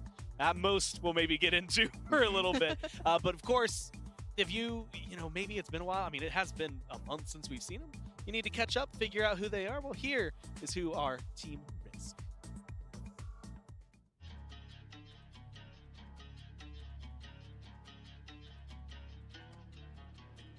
Hello, I'm Laspa. I'm the jungler for Team Risk. I love Lazarus. I'm the support for Team Risk, and I'm the team captain. After Smite 1, the comp scene went away. Obviously, everyone's got their own takes of who was good and who was bad, and we've all played together before in different forms. Harry and Lass reached out to each other because they're really good friends, and I wasn't sure which roster I wanted to go with, so we had Streak and Big Man as a combo, and Lass and Harry. And the way that Lass facilitates the map is really good for a player like Jordan, and Harry and me are always a really good frontline combo, so I think that's from my point of view how we got together. I think we just talked a little bit, me and Harry, and then we figured out that Sam was gonna play, and again, Streak and Big Man were combo, and then we just talked for like 5 minutes, and we decided we just log in the roster, and like that. We basically scrim almost the same amount as we did in Smite 1.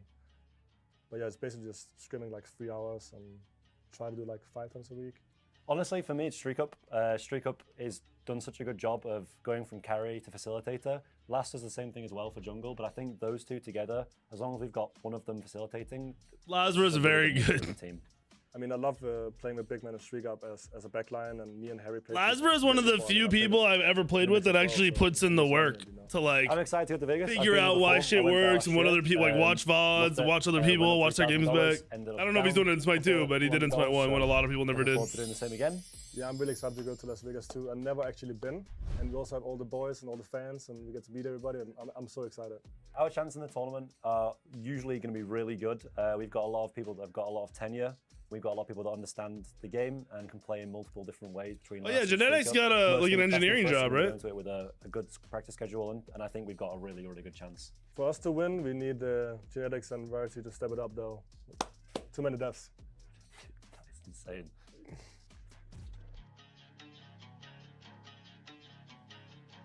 Brooklyn, they're working on colorblind shit because I know they just patched in some changes for it. When you ask them questions, but Hazer, I mean, this was a team, you know, as mentioned, like if you were watching EMEA and it was the open bracket phase, and then well, you're watching Swiss, if you saw Risk on one side of the matchup, you kind of knew what the matchup outcome was going to be before the game started. Exactly. I remember Smokebreak publicly complaining that they keep getting drawn against Team Risk during those early phases, and they kept losing. They're like, well, we'll have to go down to losers brackets. We'll have to play from there. We'll have to win. But you have to say the Team Risk that we saw at the qualification tournament coming into this, they've somehow. Oh, he's a business analyst. What I think he was. It's fucking. I think Variety and last. It's Herwin that's an engineer, I think. Well, some might I'll describe it as a shocker. A real shocker. They really struggled, and we're gonna have to see what they've been putting together practice-wise in the break. Yeah, that's I think the biggest thing. I don't think Ven's playing Deadlock right now. Going into the knockout. Last I talked to Ven, Deadlock was shit, and he was playing Supervive. I played Supervive with him. And it turns out what you came up with is wrong. and you know what you can do about that? You just hope that you learn really fast a day of or day after. Like you said, they're up in the winners bracket, and you had mentioned earlier, since you're not down in the bottom yet, got a little bit of breathing room. But it was Smokebreak that delivered their first loss for them at that LAN as well. So trying to change things up. You've had a month to figure things out. So literally so much is different now. So it's going to be interesting to see how they come into this matchup. I'm really curious. I think they're still powerhouse, but you don't have to take it from me. We actually have Genetics standing by on the stage, ready for an interview. That's right, Genetics support here alongside me on the main stage. Genetics, the Des talked about it a little bit. You spend some time now in the last, I guess, what, month or so preparing. The game has changed a lot. What's been the focus for your team leading into Vegas? I think just making sure we've got more diversity in God pools, and if people start getting target banned out, then other people can, you know, abuse that, abuse the bans. The opponents on the other side of the stage, you've run into once or twice. Already some matchup history between you two. What do you have to focus on to get a win against the guys on the other side? We have to focus on the things that beat them the first 16 times in a row and stop doing things that happened the last 3 games. But no, they're a really good team. Obviously, they changed with Laon, so they have to adjust to that. 16 times in a row is has happened crazy. in those last 3 games? They've just become the best team to ever exist in Smite. Understood. You to me, are a meta crafter, a theory crafter. This is really unique because you're stepping into the first tournament of Smite 2 in a game that's constantly changing. Do you think this has been one of the more dynamic games and metas, trying to figure out what works, that you've been a part of? Yeah, I mean, you can look at how the Scream team started in those last 2 games. If you watch it back, it's really interesting. And the aspects too are good as well. So hopefully we do some weird stuff, and it's quite interesting. Talk to me about just the team in general. Obviously, 3 players from the Camelot Kings, Streak, Lasbra, now playing. Deadlock is an unwatchable game. Been treating you over the last few months. It is a horrible spectator game. I think the unfortunately, is that we're all pretty, like, we just speak the truth and no one takes things the wrong way. So if someone's got a problem, they'll say it to someone's face, and then you just work through issues that way. That's why I like playing with European players. It's really good. So good way to be. Final question: the slots in the video there. Did you win or lose? I actually won $150 on that spin for the record. So. $150 up and hopefully a win in the bag. Genetics, I appreciate it, and best of luck. If he's got that kind of luck, maybe there's a good chance it's going to carry you over. I don't know. That's a pretty good feeling to have coming into a tournament day. That being said, after seeing that, Team Risk to me maybe seems like they might be at risk of taking those winnings and going out there and seeing where they go. Very possible. It is going to be really fun, though. Again, this team, despite the... well, I guess you can't say despite the Icky! Because it was the most recent Thank you for the performance. primer, Wolfman. Thank you for the primer, Wes. Thank you Outside for the of that primer. most recent performance, Welcome to the stream. If you're not subbed, but the team it'll take away the took ads. them from the most And dominant to I'm consistent. issuing I'll be their here first loss, every giving them a lot of day, trouble. pretty much forever. So Well, it was Smoke Break it's a on good the sub. other side of this. That's the thing I think that is really interesting to this, because Lermy, like, these guys, they even came into the last land with like roster swaps. Like, Yeah. they were not in this powerhouse position. They were in this, well, you know what? Hey, guys, third was pretty cool. We'll see what we can do. They have done so much, though, in all that time, and of course to improve. What up, Summer? They Thank you for the look prime. Really solid. So when we Elium, saw them Deathwalker, there during knockout land. But if you're Johnny. looking at who is here, Who's the mid and playing, who is ADC Smoke Break? Well, for this I got team? good news for you. It's a quick little video.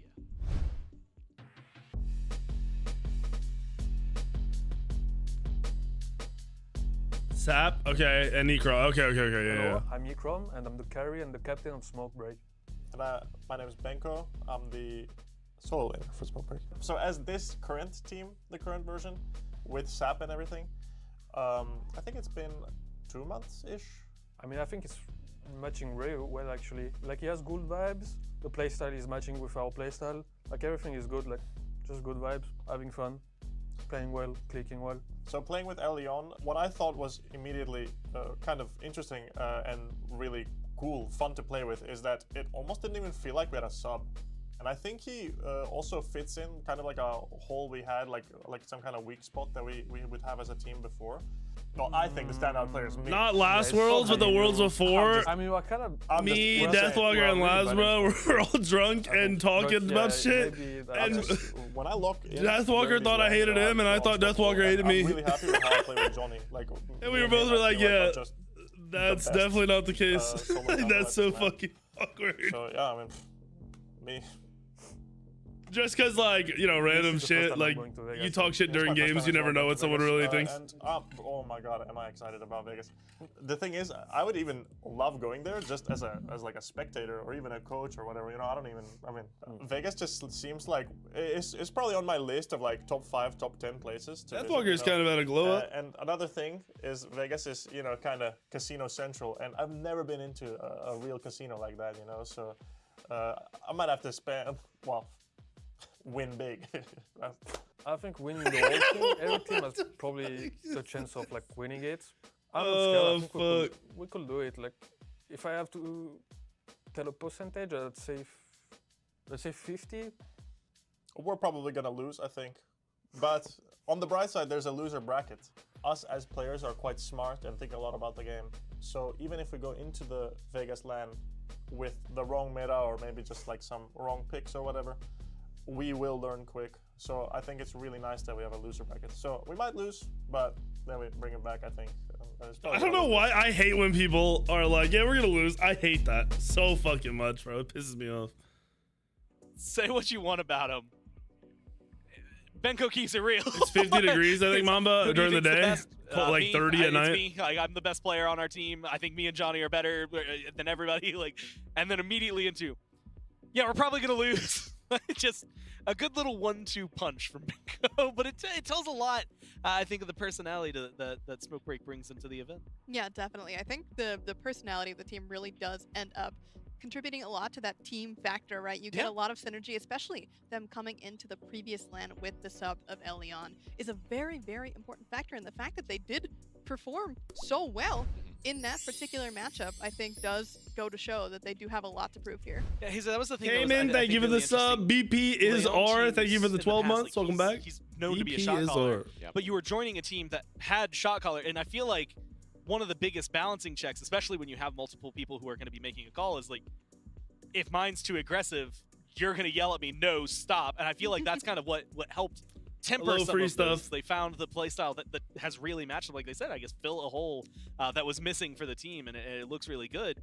And now, you know, joining them fresh a month ago, you've actually got practice with this team. You've got to spend time with them. So to find out how not just Smokebreaker are feeling, but how Laon is feeling, we've got him standing by on the stage for an interview. Laon support for his Someone squad ban standing by with Felice. me on the That stage. dude's just weird. You got to walk me through this a little bit because we heard from Genetics. They went on like a 4-month win streak, didn't lose anything. You guys come in, end that win streak. I love Leon. Yet Benko over there saying, He's awesome. We're going to lose. You think you got what it takes to dethrone these guys once again? Benko's a humble man, but there's only one reason to come to Vegas, and it's to win money. That's right, and you got a chance. 70 months The of crowd's taking loving it my as well. money. How What fun. do you think worked so well last time? The game has changed a lot since then. Do you think you can play a similar style game here today? I think there's going to be a lot of new strategies. As you can see, the last game, I mean, the game's all over the place, which is very exciting, and we're just going to cook up some stuff here.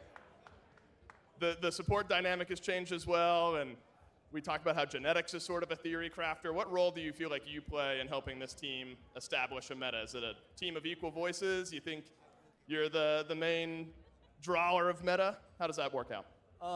I think it's equal voices all around. We're all just trying to, enable each other. But at the end of the day, I think we've cooked up some good stuff, and we're going to see if they're going to be ready for it. You talked to me in the break. You have played on a variety of teams, and you're sort of a Swiss Army knife of sorts. You fit in where the team needs you. But you've said this is one of the most unique teams you've played against. What do you mean by that? I have never in my support career been able to just go solo and clear waves while they win me the game. So that feels good. I didn't catch it in the B-roll. Did you guys have to play any slots during your pre-match video? We did lose, which is unfortunate. We're going to try to make it back right now. That's right. So do you think them winning slots, you losing slots, that means... It's unfortunate. You're due, right? We're due to win here. That's how it works here in Vegas. Final thoughts on the opponents on the other side of the stage. What are you focused on? What do you need to do to win? Respect Olsen the team a lot, is like but 6'5", I like think. said, there's only 6'4", one thing to do 6'5". here. Just win money. That's right, Laon. Appreciate it. Best of luck. Back to the desk. I mean, he says it better than I think I could put it. There's one thing to do here, and that's the focus, I think, for every single squad. But Brother, they don't have any sponsors. Hi-Rez has no sponsors. At the very end, and Hermie, this is a big thing, I think, coming into this lane specifically. Because the meta is so different, there's kind of a coin toss. Like, hey, did we prepare the right things? Are we playing aspects on the right god? Not playing them on the right gods? Are we playing the right gods? Like, there's a lot in Smite 2 that now you have to really be aware of. Yeah, I mean, like you said, the aspects are one of the most important things for these teams to keep track of. We saw a lot of chalk in the last set show And up to play in mid. chalk, you coward sign just now. So maybe more chalkers on the table. That surprised me personally. I don't like chalk. But honestly, I like the idea of all of these teams getting a little crazy with their picks because, again, like you said, we're coming into a meta where a lot is unknown. So much has changed between aspects, a lot of god bounds. We've got a partially new map with a lot of new mechanics in it as well. And all of these things combine to really create this Absolutely, it's exciting not an new internal choice for all decision. these Nobody teams wants to to bring sponsor in fucking all the Hi-Rez. stuff that they've practiced and then adjust from there, as we've seen. And I think if any team's going to adjust, I do think Smoke Break has a I'm really betting good Hi-Rez chance. asked for crazy amounts of money to Picks and partner bans. with them, Game and one, they're just not Smoke worth Break it and right now. Risk, EMEA powerhouses, the one that was number one, and then the one that became number one, facing each other. Hazer, now it's my turn to do what Inbound did and steal the joke that you made, which is 3 bans and an Aladdin, typically at the bottom. Aphrodite. 3 bans and an Aladdin.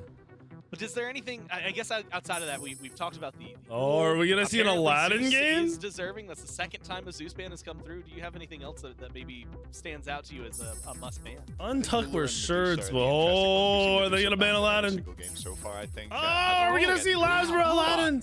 We have finally broken. Has Lazarus played the Aladdin? prophecy. 3 bans and an Aladdin, not this time. And it won't be picked Athena. Bro, there's top no pick. way. I wonder if this is the case. This can sometimes happen when a god is regarded as very, very strong, overpowered. You don't get to practice it. You don't get the comfort on it, and it messes up. Yeah, they might not be drafting it because they never played it. Nobody's practiced it. But it doesn't get picked by Smoke Break either. They're drunk though because it's the best god in the game. I'm gonna admit, if we go an entire game where he doesn't get picked, I'll be floored because I don't think we're gonna get to see him at all. That's going to change a lot. If he doesn't get picked here, it might just be regarded as a choice. Bro, again, if like I Hazer see said, this a little and too I'm like risky to bring Scream out or somebody, here, I'm going and finding a computer and I'm playing Aladdin all day long and then I'm playing it against them. the Aladdin, you could do it. Especially like at game 1, right? You've got a little more leeway right here. Although starting off an event right, there's maybe a discussion to be had there. Jingwei Nuwa get locked in as well. Hazer, both of those gods. I mean, Nuwa, I think I even heard someone yelling at some point, "Get her out of my game." Maybe that was yesterday during a playtest, but it was maybe some context. Bro, I don't know how you don't value Aladdin. I truly don't fucking get it. Yeah, really strong backline in terms of safety. Jing and Nuwa both like just number-wise, even though you don't know nothing else other than numbers, it doesn't make any sense. From this Thanatos and this Fenrir that we're looking to dive on the other side.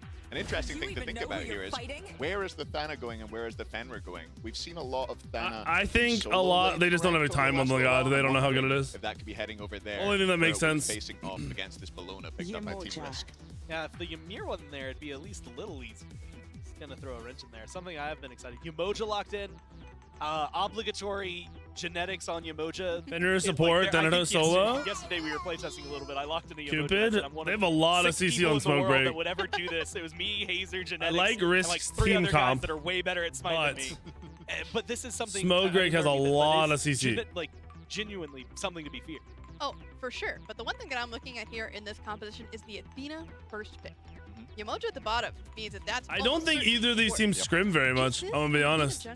I could be wrong, but the way Andy was talking, it made it seem like their scrimming is pretty. Coming into this tournament, we've seen it in the jungle pretty a couple meh. times, and it's looked really. I was thinking that too, It's not Jordan. something that I would associate Johnny's normal playstyle with. He's sort of a Kali, Thor, hyper carrier game, kill everybody, get pentakills back in Smite 1. But in Smite 2, he seems to have become a little bit more flexible. He seems to have become a bit more of a facilitator for his team.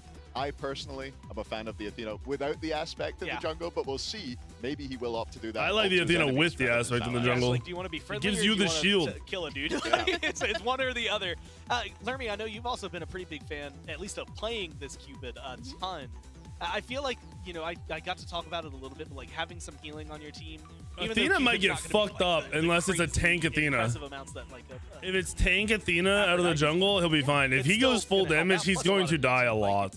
Oh, certainly. I mean, I'm a little bit biased here because I did happen to work on Cupid too, but I do think that the new Cupid has so many different +1s, you could say, that help to contribute to him being that good healer. He's got the heal on the ultimate now, as well as a bunch of extra effects coming in from those hearts. It really does make him. Smite's player base is up like 1,000%, right? Facilitate the Thanatos popping off, or the Fenrir, or even the Hecate. From last Saturday, it was at 1,000, 1,200 on Steam. Now it's at 15,000. Game number 1 here with our casters. Thank you so much, Gore Miser. I'm here with Inbound Torby, and Inbound going to be taking you through the action. And we got through the picks and bans stage. Inbound, you got a lot of opinions here, namely Aladdin not banned and not picked. It's a disaster. I was so excited to talk about Aladdin, the new characters, the new kid on the block. I was excited to talk about a bunch of different things about him. Unfortunately, not able to. But right there, the aspect of vindication. Yeah, aspect Athena. He's going to go damage. He's going damage. About this combination that we will see. They buffed Athena's aspect, and people didn't even know it. Anyone. So if you get move my 5-head, move your mom, bitch. Health, you're running away. You better back immediately because that Nuwa ult. That is Jorby from Rocket League. Yep. Vision then, and then Lasber can ult you. It's one of the few scenarios where I do think Lasber's ult is worth to be in this this aspect. I really do like it with this combo. Outside of it, not a fan. I don't know if he goes crit Athena. I hope he does. That'd be my dream. Lasbro is more like basic play though. He'll probably go like a Hydra's build or a hybrid tanky build. So if you know Benko gets a little hot, Hydra's like all strength or defense. I'd be surprised if we didn't see like 2 strength items, hybrid strength. We'll see how things pan out for them, but we saw a lot of invades in that the Athena aspect got buffed. When you ult somebody and you land, you get a big shield, health shield. But this time, very standard. Which wasn't how it worked at first. For both sides, and remember, the knockout land Smoke Break kind of shocked us all when they took down Team Risk, and we heard Genetics talk about it as well. That yeah, you know, they got the last 3, but they also have Elion now, who came in and tell them to watch my YouTube. I think reforged everybody's opinion. Thank you for the resub. Ooh. Yeah, and it reinvigorated the team. I think we had a really low for Smoke Break. They made it here. Obviously, they made it to the last land. But they really didn't expect to do too much. A lot of people didn't have expectations for them. A lot of teams thought Team Risk was going to be the best. But I think Elion just gives them this direction. Deathwalker's name is Benko. He's the Thanatos. I think you talk about Benko and Johnny teams, you never worry about the solo side of the map. Benko's always fine. Johnny's always fine. You heard it from Benko himself. The best solo jungle in the game. And quite frankly, I tend to agree. They're phenomenal. Andy, what are you doing? I love that kind of confidence as well, but Leon is in bit of I'm trouble pretty sure if to they get out of committed there, they get a kill. I don't know why they didn't. Also on the relics, we're typically used to seeing so much blade. That's You land actually play see right there. Almost beads across the board, at least for Team Risk, against a comp that definitely has a lot of CC attached to it. The game is free to play right now. You're trolling. It's free to play Not on gonna be Tuesday. available for them to help them get out of tough spots. It's gonna Smite 2 has make been free fights to that play much for more 4 important, days. but you don't have that get out of jail free 3 card. days. And I think when we look at a game like this, Team Risk versus Smoke Break, I think side lanes are going to be the highlight. Feeks and Sap really just look to farm. They're not really going to be involved too early, but Lasber likes to get involved. Johnny can get involved. He's also like a hyper carry. Both of the junglers are kind of, you know, Yeah, someone on YouTube chat said the game isn't free to play yet. Don't expect too many things prior to that. But on the dual lane side of things, Smoke Break, Cupid and Ymir is a Oh, the chill Bazaar, my bad, my lane. bad, my bad. They want to fight early. Yeah, Mindy keeps trying to get me to play that game. I'm not touching it. As much as they can. And you're playing this Jingwei Yamoja 2v2. Did Variety not kill him here? Oh, he missed side. He's dead. That was close. Benko forces that blink out. Wait, Beads Bologna? I am still very worried about duo side. They're really scared of Fenrir. Okay. That early lead. Smart play. Going for the invades and just snowballing off that. But Bologna's seeing also What's up, Plums? Thank you for this we up. didn't see her picked at all during the Founders Series. The knockout land completely absent. But like we've been saying a lot, you know, the last month, a lot has changed. And it comes down to aspects, Jorby. These aspects I'm not change gonna how lie. characters play. It makes Bologna That a little fucking less scary this as a Risk 1v1 team is character. some She good ass manages players. down, but she has more team potential with the 1 and the 3 than now proc for her teammates. It's a different way to play her. And if you think about Bologna, not a character you really play around your team too much with, but it makes sense. You have the ultimate for protections and power. You have a TP here by Genetics. Johnny in the box as well at 3v2. Johnny's 5. He's fine. Will at least get out of it. Ragnarok still available as well, but meanwhile, Thanatos getting a little bit of harassment. Variety happy to box Damn, as Variety much as got hit possible. Johnny hard. still looking. It's Has the bad. brutalize, has to ult to get out of it. Variety a lot of was in big damage. trouble. And Genetics is forced to stop his back there because he has to sustain Variety up so he's not dove by the Thanatos. That execute is still there. You still have that exact same threat. The And quality Benko's is still not getting those great stacks on online. this their stream, And 100%. we compare how Thanatos plays with and without his aspect. With this aspect, he's allowed to go a damage item early and still have a little bit more survivability because he has those permanent max health stacks. Now it's going to make it so, you know, Variety has the option to match that damage with more damage, but that means there's a lot of lethality over in the Soul lane. So maybe Lasbra and Johnny are going to play over there often. Maybe you've seen more TPs with both Genetics and Leon. It was a nice little cheeky riptide from Genetics to make sure they got that side camp. And it seems like this is what's going on in both of these matches. A lot of posturing, a lot of fights early on, and where in the first 5 minutes in most games before land inbound, we're seeing like 2 or 3 kills up on the board. They're starting to rack up, but here we're seeing that focus on farm, that focus on surviving and getting the best advantage you can. There's no kills right now because they picked fucking 5 beats game or 4 compared beats. to what Yeah, they so were basically playing 5 last. beats. There's a bunch of new things. These side camps are brand new, and so far Benko's been hot on these to get these stacks. And then we have aspects. We have a bunch of camp changes. Serrated Thanatos. I think it's a really good shout out. This is now allowing Benko to farm those jungle camps. Serrated Thanatos. But it does just change a lot of how the game And is it's gonna played. be You'll see, what? What I mean, bow? we have What 3 bow is he bundles on one going? side, 2 on the other. We didn't see the Going- ton last game. I guess the ADCs went them Is last he going game. Dagger But or it switches Frenzy? how you'll play in these No, lanes. no. What the fuck is he going? Now, so far it is. No, he's going just a lifesteal camp on Bologna, fest, if you right? will. That's a Trying to get lifesteal the scythe? fires lit, but Benko takes a look and misses the death scythe. Variety will get out of it. That solo lane will be an interesting one, as we know how fast you can actually farm. Karmic had showed it last game with how quickly. he Yeah, was able I'm to surprised get the Mordred full aspect side. hasn't been picked yet. That shit Yeah, is so and good. It's a good shout where sometimes you don't have to win this 1v1. Bologna's one of the best 1v1 characters you can play, but Benko's not too interested in actually fighting this 1v1. He's just trying to get that permanent health Kins back. Fenrir, I'm yeah. thinking He'll about go this dual Kins, lane he'll go where, defense, he'll go defense, he'll go Braggies, we probably. expect this Ymir Cupid to be fighting Unless early he's on. greedy. Genetics and Because Streak, it procs though, on the both of them, 3. They made it through. He's dead. Oh, Variety in trouble. Pistol. Avoids the hovering death, Doesn't but matter, you're he's still still going to dead. get caught by Ragnarok. Athena. Johnny with the first blood. Lasbro will make sure they get some sort of trade out. Lasbro with Hydra's first item. item. And just a 1v1. I love these builds, bro. The game is so exciting with builds like this. Full damage solo laners over here. Serrated Wait, on Bologna both of them. also There went is a lot of serrated. threat over here. And if you think about it, you don't really even need the vision onto Benko. If Feeks just wants to drop ult, and you know, maybe Benko's a little too low, Lasper has that go button to just send the ult over there. You just need vision, and Nua ult provides that. And you look on the opposite side, duo side. Look at Thoth doesn't give as much power in Smite 2 as Smite 1, so it's not proud. but it's still, you're so safe. Jingwei's so safe, Yamochi's so safe, and they can turn it too. They actually get, yeah, they get turned. Laon has to pull No, off. the Soul Enders are going to go tanky now. Had it with the Fields of Love, it was down, but damage the first item in a tank. A nice play by Team Risk to hold that duo lane. Real duo fight seems to be A lot of happening. hybrid item, or not hybrid, but you know, aggressive right tank items, glass shields. Invading the blue. Yeah, the junglers like do that. like sitting on this side of the map. And Benko, knowing blue buff timer, knowing red buff timer, he's able to get both of these. You have the damage to quickly clear. Damn, they got double invaded. On the duo side of the map is this is now the second time we've Wait, seen Lazra. Jingwei go for this Lernaean bow. It's the anti-heal item. Why didn't Lazra go on him? It does provide a little bit of utility. Okay, that's Jingwei's good. not a character that really needs much utility. She's more of a hyper carry character. You get to that late game, you one shot. I think this just allows. I mean, I don't love it. Lernaean bow, Jingwei, first item. Both Jingwei players. I really want to know the math. Braggies, items like that. I like Ekrum's Braggies. It does allow you to, you know, anti-heal a little bit, which, I mean, you look on the other side. So Bumba's Spear, the jungle starter that Jingwei has, is AoE auto attacks. Not enough to make me want to have that on my Jingwei. I want It also helps them clear the jungle faster so they can focus on farm. Open the gates, comes out. Not going to find the mark, though. And smoke break, Team Risk. They still continue to stand across the aisle at each other. No, Bellona's aspects takes away the extra damage on the two, which is from hitting gods, you get bonus damage. Dodging around with the ult coming Is he dead because of no aspect, no just ult? getting trapped out. Yeah. Yamocha zones That's it because out. he wasted Lazlo his will pick ult. up the kill and Sap goes down. Not sure he could do much more about it after the ult goes down. A bit of a strange play there by Sap. Nobody else of his team was really around. He looks for the ultimate, he misses it. And then he just stays in jungle for a little bit longer, enough for Team Risk to get that rotation. Yeah, Bumba's they're gonna have to tweak. And then he's just taking Mainly Bumba's Spear, but they're gonna have to tweak it.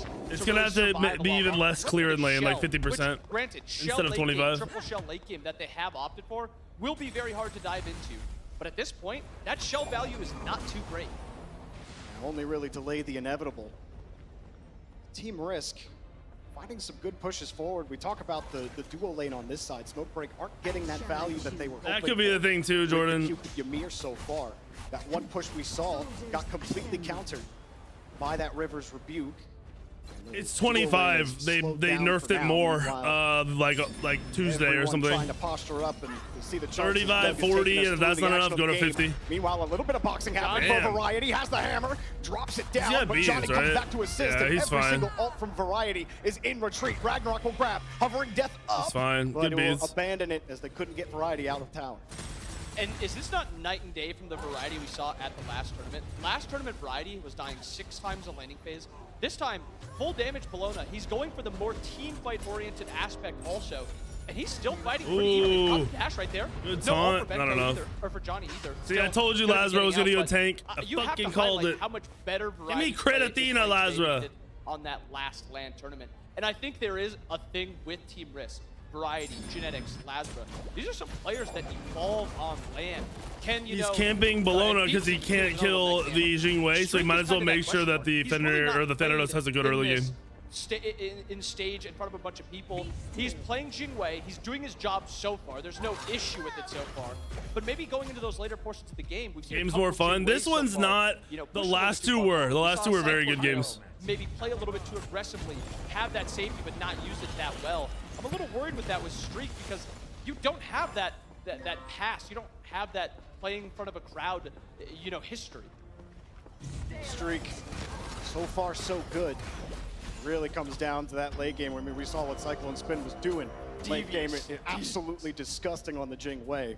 And funny with some of the ADCs that get added, Jingwei still seems to remain that favorite pick. Just that all of that mobility just gives her so much versatility, like you've been talking about. And we are still the Fender can just solo Naga, bro. There's been 3 picks. Or 1 trade and then 1 pick on Sap. But ever since then, it's just, where can we find a slight advantage? I bet you can gargoyle during Fender's 3. He's able to get away. No one's really able to catch anybody out. Sap was the only one who did.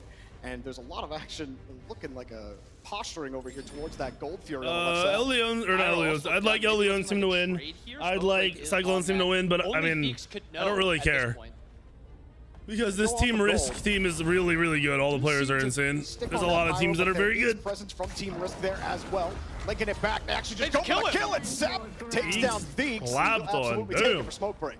He died so fast. Just you know, we're going to pull this. We're not going to take much damage to this. This is what Johnny on this Fenrir is allowed to do. Just allowed to just permanently pull it, slowly get it lower. Yeah, look at him. He's just tanking it with full health. As a jungler. And you look at Johnny's build right now. He's gonna steal it. He's gonna steal it. This is not like a... Oh, he didn't. Didn't do enough damage. Actually, potential fight here, no. I'm not gonna lie. If he didn't have defense, he steals that. FiveM is able to just solo farm. As they send that rotation there, they also lose the objective. I'm gonna have to try this Fenrir build later. There by smoke break. All these gargoyles I'm gonna have to try. Not a normal Fenrir build at all. I think usually you see a lot of cooldown. Usually you see a lot of ability-based. A little bit of trouble. Get a little bit of help, but He's not as got much as you long were hoping cooldowns. for. He might not kill Happy to him. Chase it down. I don't think he kills him. Your buff as well that gives you the speed. Might get out of it. Rivers Rebuke up to try to zone them out. Laon is not going to leave his Gold Fury until it drops, and then Lasper got the kill. Genetics got the gold. gold. Team Risk, take it away. Genetics and Streak will leave with their lives and some gold. Is there still no Sundering Arcs on this game? Also, that's a disaster play for Smoke Break. You don't send that rotation, you pull that Gold Fury, and you Team Risk just got 2 dubs.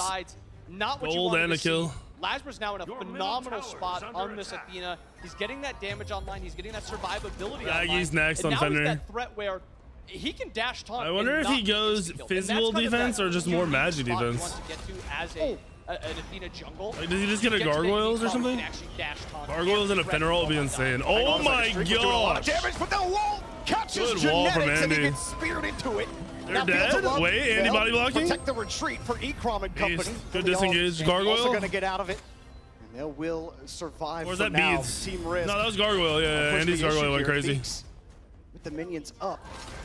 You thought with Streak, he was putting out a lot of damage against Ekrom, who had barely gotten out. He had needed 2 gods to help him escape. And Tips for new players: pick a role you like. Play one god that's really good in that role that you enjoy 100+ games. I think with Smite in a row. You know, the more patches we get, the more exciting it is. Then pick up another god, do the same thing. Another god, do the same thing. Use Smite source, YouTube, other really high-level players like pros for your builds. Slowly decaying, and it provides you CC immune. SmiteSource.com is a website that I put like top builds on as much as I can. The ult for CC. You have Lasper's dash taunt. If you Stampede, you gain that distance. There's really not a ton of engage on the side of Team Risk outside of Lasper. Spirit Robe on Athena. What's he going next? Yes, Variety can going Jotuns or Tekko? Start fights with the Bologna ult. So it's really on Tekko on Athena though? Otherwise, there's really not much Team Risk to do. So maybe a little bit of a worry. Or Crusher? He might be going Crusher. How is Team Risk going to look for something? Maybe they have to try to find a Cool down on pen. Oh shit! Now has to Ekrom's wait. done. He's done. Yeah, Defender of Olympus, more like Siege of Oh, Olympus. he's dead. Genetics will Good make sure you stay in play. place. There's nowhere to run. Yeah, Genetics Athena's gets pumping credit for damage, the bro. kill, and Ekrom, you had your chance. That dash though, getting stunned out, you called it. That was a nutty stun from Genetics. Genetics is so good. With the way Smite 2 goes, with so many gods. No, it's having so Tekko. many- He did go Tekko on Athena. I don't so much really. utility. I'm not a huge fan of that one. I don't think it's bad. I'm just not a fan of it. So Whoa, Andy, what the Variety fuck? just straight up doozy does around the freeze. And that puts Elion on the defensive. It is, yeah. See, the website was built on mobile first and then ported over into browser. Earlier portion of the game. Got the pick later though. He did get the pick later. But even being up a level and a half is crazy after that dash. Wait, do they dive? Got another ult from Variety. Down to escape. In this game, I'm honestly not rooting for either. I want Andy to do well, but I really like Lasbros as well. Lasbros team is nuts. They haven't really been able to lock down Variety the way that they've wanted to. And with this new patch, we've seen the 80s. As a jungler, I'm more of a fan of Lasbro. Dominated last meta. Now we don't really see a ton of. Oh, Andy's dead. He's dead. Oh yeah, wall into the wave. You're not going to Okay, survive. Genetics is a style playing on this team right now. Oh, Sabre got it. How did he get that? I don't know. He got it with his 2. You know, that's Hackett. He just drops it, walks away. She got it with her 2. Gets credit for everything. Phenomenal play. I mean, it makes that trade. Well, I mean, it's not really a trade, but it makes Elion dying not feel as bad because you do at least secure that. That sucks, bomb, shit. and it's something that Johnny's able to pick up. This is, you know, the farther we go into the meta, the more we're going to see the game evolve. But at this point, Genetics is fucking good, bro. I think that's somewhat Genetics is exploitable a for both beast. of these teams. I mean, more so on the side of Smoke. Streak is streak up. He's played like minor league and I think a little pro. Again, Oh! He caught his dash. He dashed out of the caught his dash again! With nowhere to run. Lasbra takes you down. Elion is here. Can he do anything Genetics is about like it? 10x No, the MVP wall this will match actually right help now. out Genetics. They'll get the buffs. They'll get the run Genetics out. is doing But he everything. dashed out of the ult before Athena came down. Yeah, and this is just 2 times now where Ikram is just getting caught out not having a shell available. They have shell on Johnny, Sap, and Elion. Think we'll see an Agni? Maybe. I don't think Agni's very good. Better with a shell here to actually have that. I mean, what are you worried about if you go beads? It's obviously dash taunt for Athena. I think I'm more worried about the emoji ult. I think I'd prefer to go shell, maybe have Elion go an earlier Talisman of Purification, or go in at all because he's opted for a more selfish item and they search his Hexstone. I just don't like it by Ikram. I prefer shell. Another ult to escape just to sit under tower. Johnny's been paying respects over here to Variety. He's really trying to shut down Variety. Dude, Last is 4-0-2. I didn't even know Last had 4 kills. Much better. Athena's scary with kills. Athena without kills, not really scary. You can deal with it. With kills, she's going to start one-shotting, even with a hybrid build. Finally get Benko locked down. He's going to another defense item. Really paying a lot of attention over there, trying to help Benko get those health stacks like you've been talking about. So important for him to be online. And this is even with Benko kind of getting, you know, Wait, is he killing? No, all here. I think if Variety does get stunned there, there is maybe potential for all in there. The worry here, though, you know, Johnny goes for that all in. You always have to have Lazarus has a 2-level lead. Where is Athena going to be ulting if I make this play? If Johnny goes in Whoever said they didn't like the Athena aspect is a bot.